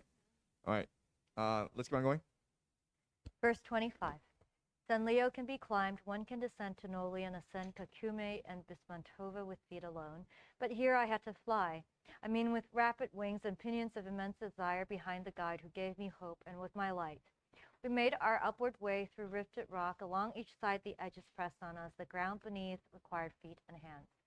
When we had reached the upper rim of that steep bank, emerging on the open slope, I said, "My master, what way shall we take?" And he to me, "Don't squander any steps. Keep climbing up the mountain after me until we find some expert company." The summit was so high, my sight fell short. The slope was far more steep than the line drawn from middle quadrant to the center point. I was exhausted when I made this plea. "Oh, gentle father, turn around and see. I will not left alone. I will be left alone unless you halt." "My son," he said, "draw yourself up to there," while pointing to a somewhat higher terrace, which circles all the slope along that side. His words incited me. My body tried. On hands and knees, I scrambled after him until the terrace lay beneath my feet. There we sat down together, facing east in the direction from which we had come. What joy to look back at a path we've climbed. My eyes were first set on the shores below, and then I raised them toward the sun. I was amazed to find it fall upon our left. And when the poet saw that I was struck with wonder as I watched the chariot of light passing between the north and us, he said to me, "Suppose Castor and Pollux were in conjunction with that mirror there, which takes the light and guides it north and south, then you would see the reddish zodiac still closer to the bears as it revolves, unless it has abandoned its own track. If you would realize how that should be, then concentrate, imagining this mountain so placed upon this earth that both Mount Zion and it, although in different hemispheres, share one horizon. Therefore, you can see, putting your mind to it attentively." Where's Mount Zion? You guys know? Where's Mount Zion? Probably in Mount Zion? Come on, guys. in Israel. Egypt. No. Jerusalem, right? Zionists? Come on, man. Zionists, right? Mount Zion. So what he's saying is that purgatory and Jerusalem are opposite of each other. Okay, does that make sense? Okay. So yeah. Yeah. What is the relationship between Dante and Virgil? How would you describe the relationship? Susie? No. Yes? Well, still a father-son relationship. Yes. Can you explain why? Well, like further up, he said, Virgil said son to Dante, and Dante said father to Virgil. Okay. So Dante still trusts Virgil that he knows the way up. So let's imagine you're a father, okay? And you take your son, who's like 10, on a hike to a mountain, right? What's your son doing all the time? Are we there yet? Yeah, are we there yet? Okay. And what's Sonny doing? Like, are we there yet? Okay. And the father's like, oh, like, you know, just focus on the mountaintop. Okay. So it's very much a father-son relationship. And it's almost like Dante has regressed, right? Because he's acting a lot more immaturely than before, right? Before it was one of respect, one of all at Virgil. Now it's just like, are we there yet, man? This is so exhausting. And Virgil's like, come on, man, move it. Okay? All right, let's keep on going. Line 71. Therefore, you can see, putting your mind to it attentively, how that same path which Phaethon drove so poorly must pass this mountain on the north, whereas it skirts Mount Zion on the southern side. I said, my master, surely I have never, since my intelligence seemed lacking, seen as clearly as I now can comprehend that the mid-circle of the heavens motion, one of the sciences call it equator, which always lies between the sun and winter, as you explained, lies as far north of here as it lies southward of the site from which the Hebrews, looking toward the tropics, saw it. But if it please you, I should willingly learn just how far it is we still must journey. The slope climbs higher than my eyes can follow. And he to me, this mountain's of such sort that climbing it is hardest at the start, but as we rise, the slope grows less unkind. Therefore, when this slope seems to you so gentle, then climbing farther up will be as restful as traveling downstream by boat. You will be where this pathway ends, and there you can expect to put your weariness to rest. I say no more, and this I know is truth. Okay, so again, Dante's just bitching throughout this, right? He's like, are we there yet? I'm so exhausted. Can we just rest? And then Virgil's like, come on, we're almost there. Why? And I don't actually know the answer to this question. Why is Virgil and Dante, why are they spending so much time on trying to geolocate where they are? Right?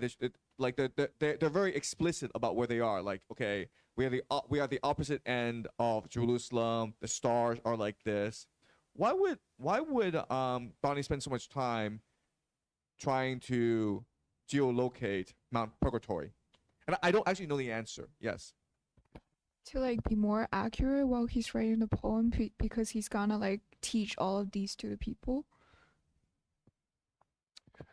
Yes. You could know where heaven touches the earth, i.e., the peak of the mountain would be the closest place on earth to heaven. Yeah, I understand that, but like Purgatory is made up, right? So I'm trying to figure out why he's trying to be so exact and detailed about where Mount Purgatory is. Yes. Well, you're hiking, right? So try to memorize all the signs and where things are so that you don't get lost. Okay, I understand that. Yes. Is it just a metaphor for purgatory? Because purgatory is quite a meticulous place where you have to clean yourselves. Right. But I'm trying to figure this out, okay? I'm trying to figure out why he's spending so much time being so exact and detailed about where Mount Purgatory is, what it looks like, where it is in relation to other places. Why would he? Again, I don't actually know the answer. I'm just asking you this question. Yes. Maybe Dante just distrust Virgil. He's saying maybe Virgil tried to cheat on him, or. Well, it's Virgil who's doing the talking. Yes. Maybe Virgil's trying to remember it for later. When his task with Dante is done, he gets shoved back to limbo/hell, and he's trying just to remember for himself. That's a very optimistic reading of Virgil, actually. Yes. The way to measure things. So because it's about progress, you can only progress in what you measure. So they're looking at where they are, like, to start with, and then progress with it. Yeah. Okay. Right.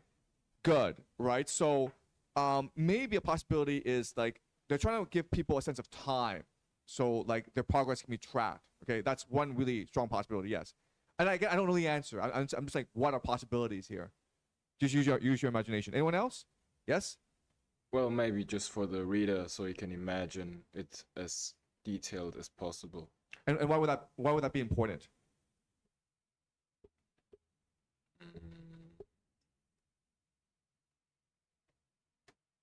I find this to be a treasure map for imagination. Right. Because back to your point about Dante ushering in Renaissance, if you look at Renaissance paintings, there are lots of perspectives. Mm-hmm. And it's almost like if you want to imagine to the fullest, you need to give details, a lot of details.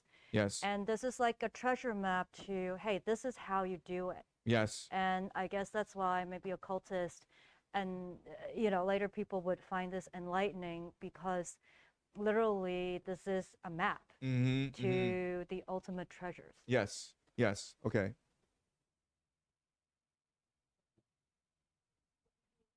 Like a hiker, you probably know the Japanese like Kamano Kodo, which is Shongye Gudao, which is one of the pilgrimage roads by UNESCO, saying that it's a pilgrimage. So you go through the mountains to, you know, purify your soul and all that. The other one is the one, the route of San Diego de Compostela, which is another trip to pilgrimage through the mountains and stuff. And so maybe in his idea that like this idea of purgatory, purging yourself as you hike or as you know, go on a journey itself, physically, metaphorically, it's a way to purify yourself. Just like Muslims also go to, you know, the same.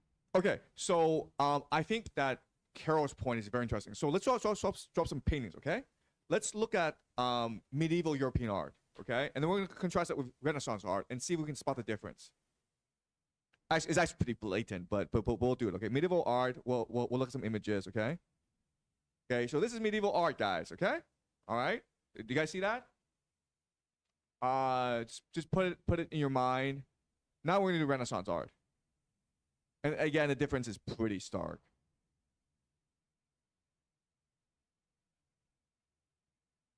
What's the difference, guys? Yes, go ahead. Yes, so space and time really matter here, yes? Yeah, from 2-dimensional to 3-dimensional. Yes, right? It's pretty obvious, right? They put a lot of focus on space and time, on depth perception, right? Before it was 2D, now it's 3D. Anyone else? It's a demonstration of imaginative power. To convey the force of divine imaginative power, you do have to have very deep knowledge about geography, but also imagination. Yes. So let's do mathematics of Renaissance art. Let's see what happens if we do that. Mathematics of Renaissance art.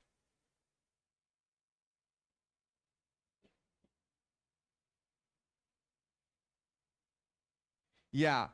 So they're using a lot of mathematics with Renaissance art, right?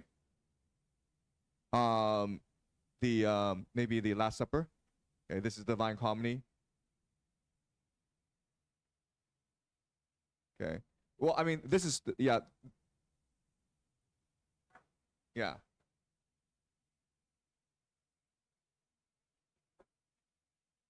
Yeah. Okay, but do you guys see this? Okay. There's a lot more mathematics in Renaissance art than there is in medieval art. In fact, there's really no mathematics in medieval art.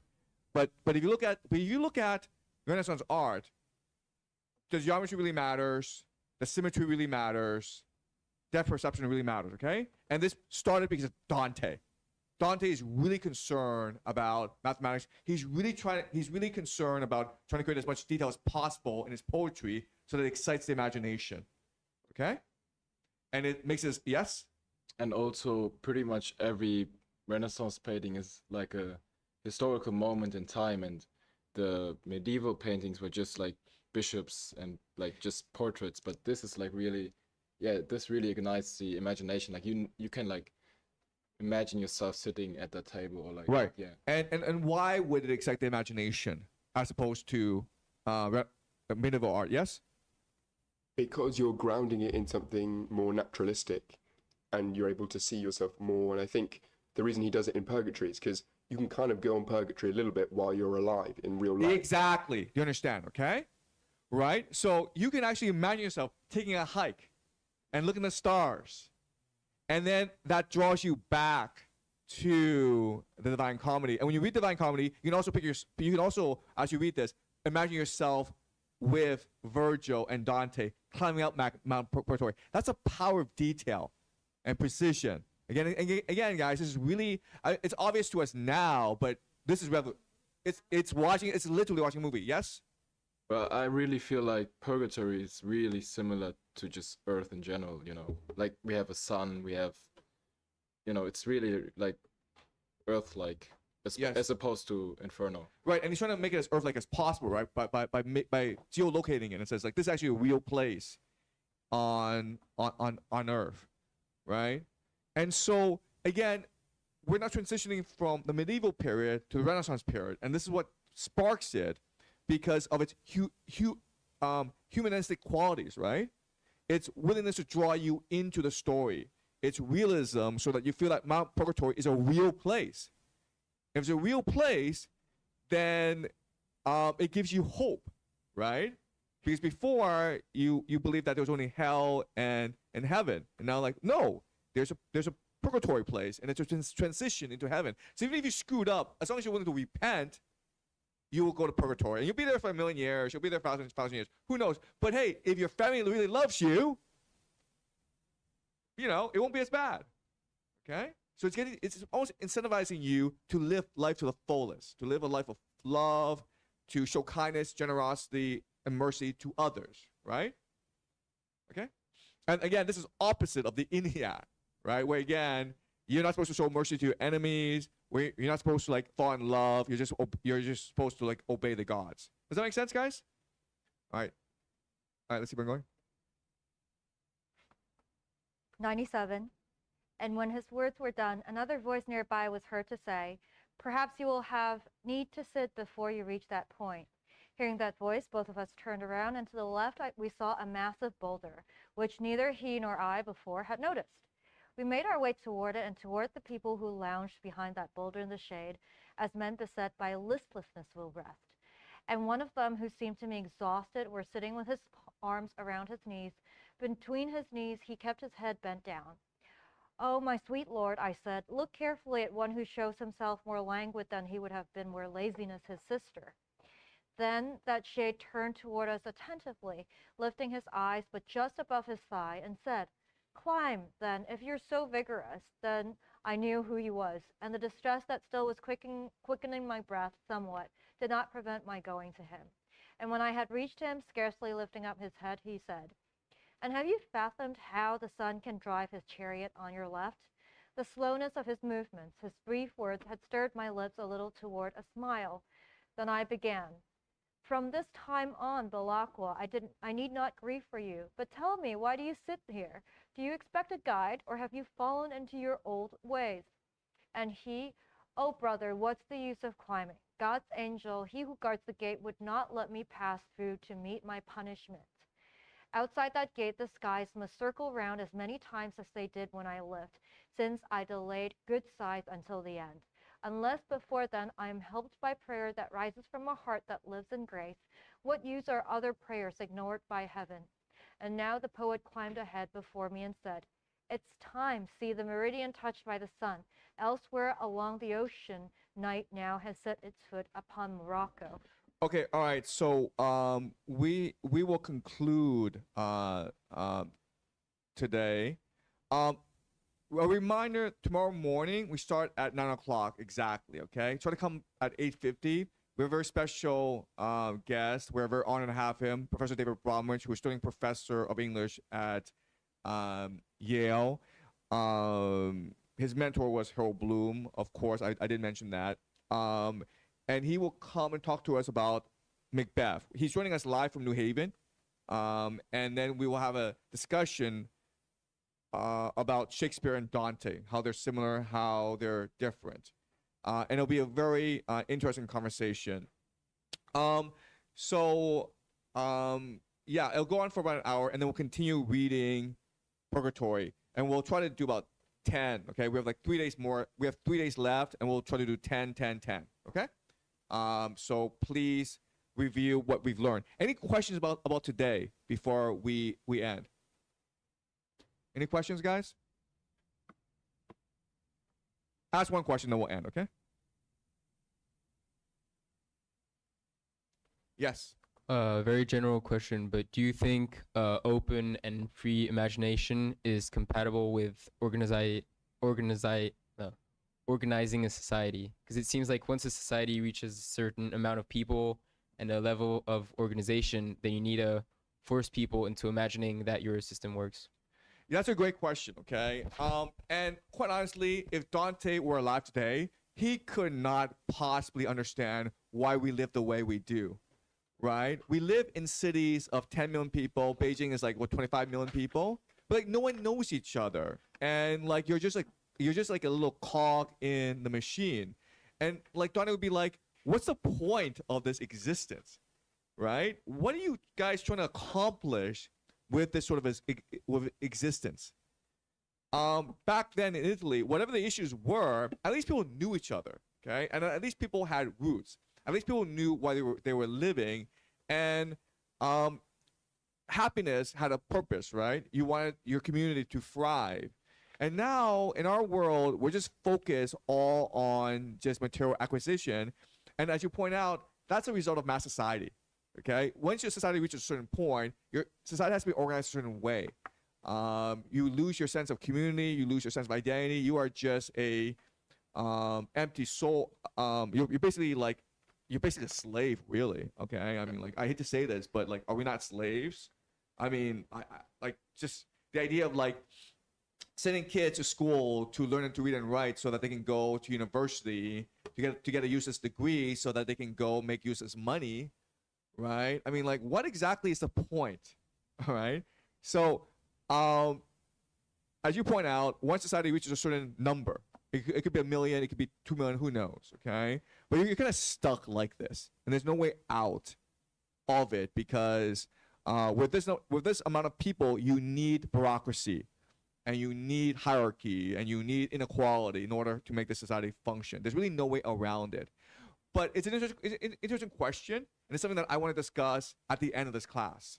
Right? And the question then is, if Dante were to come today, first of all, how would he feel about us? And the answer is he'd be pretty disgusted. But also, what would Dante recommend that we do? Okay, what are some paths forward given the structure of society today? So thanks for the question, and we'll come back to it later on, okay? All right, guys. All right.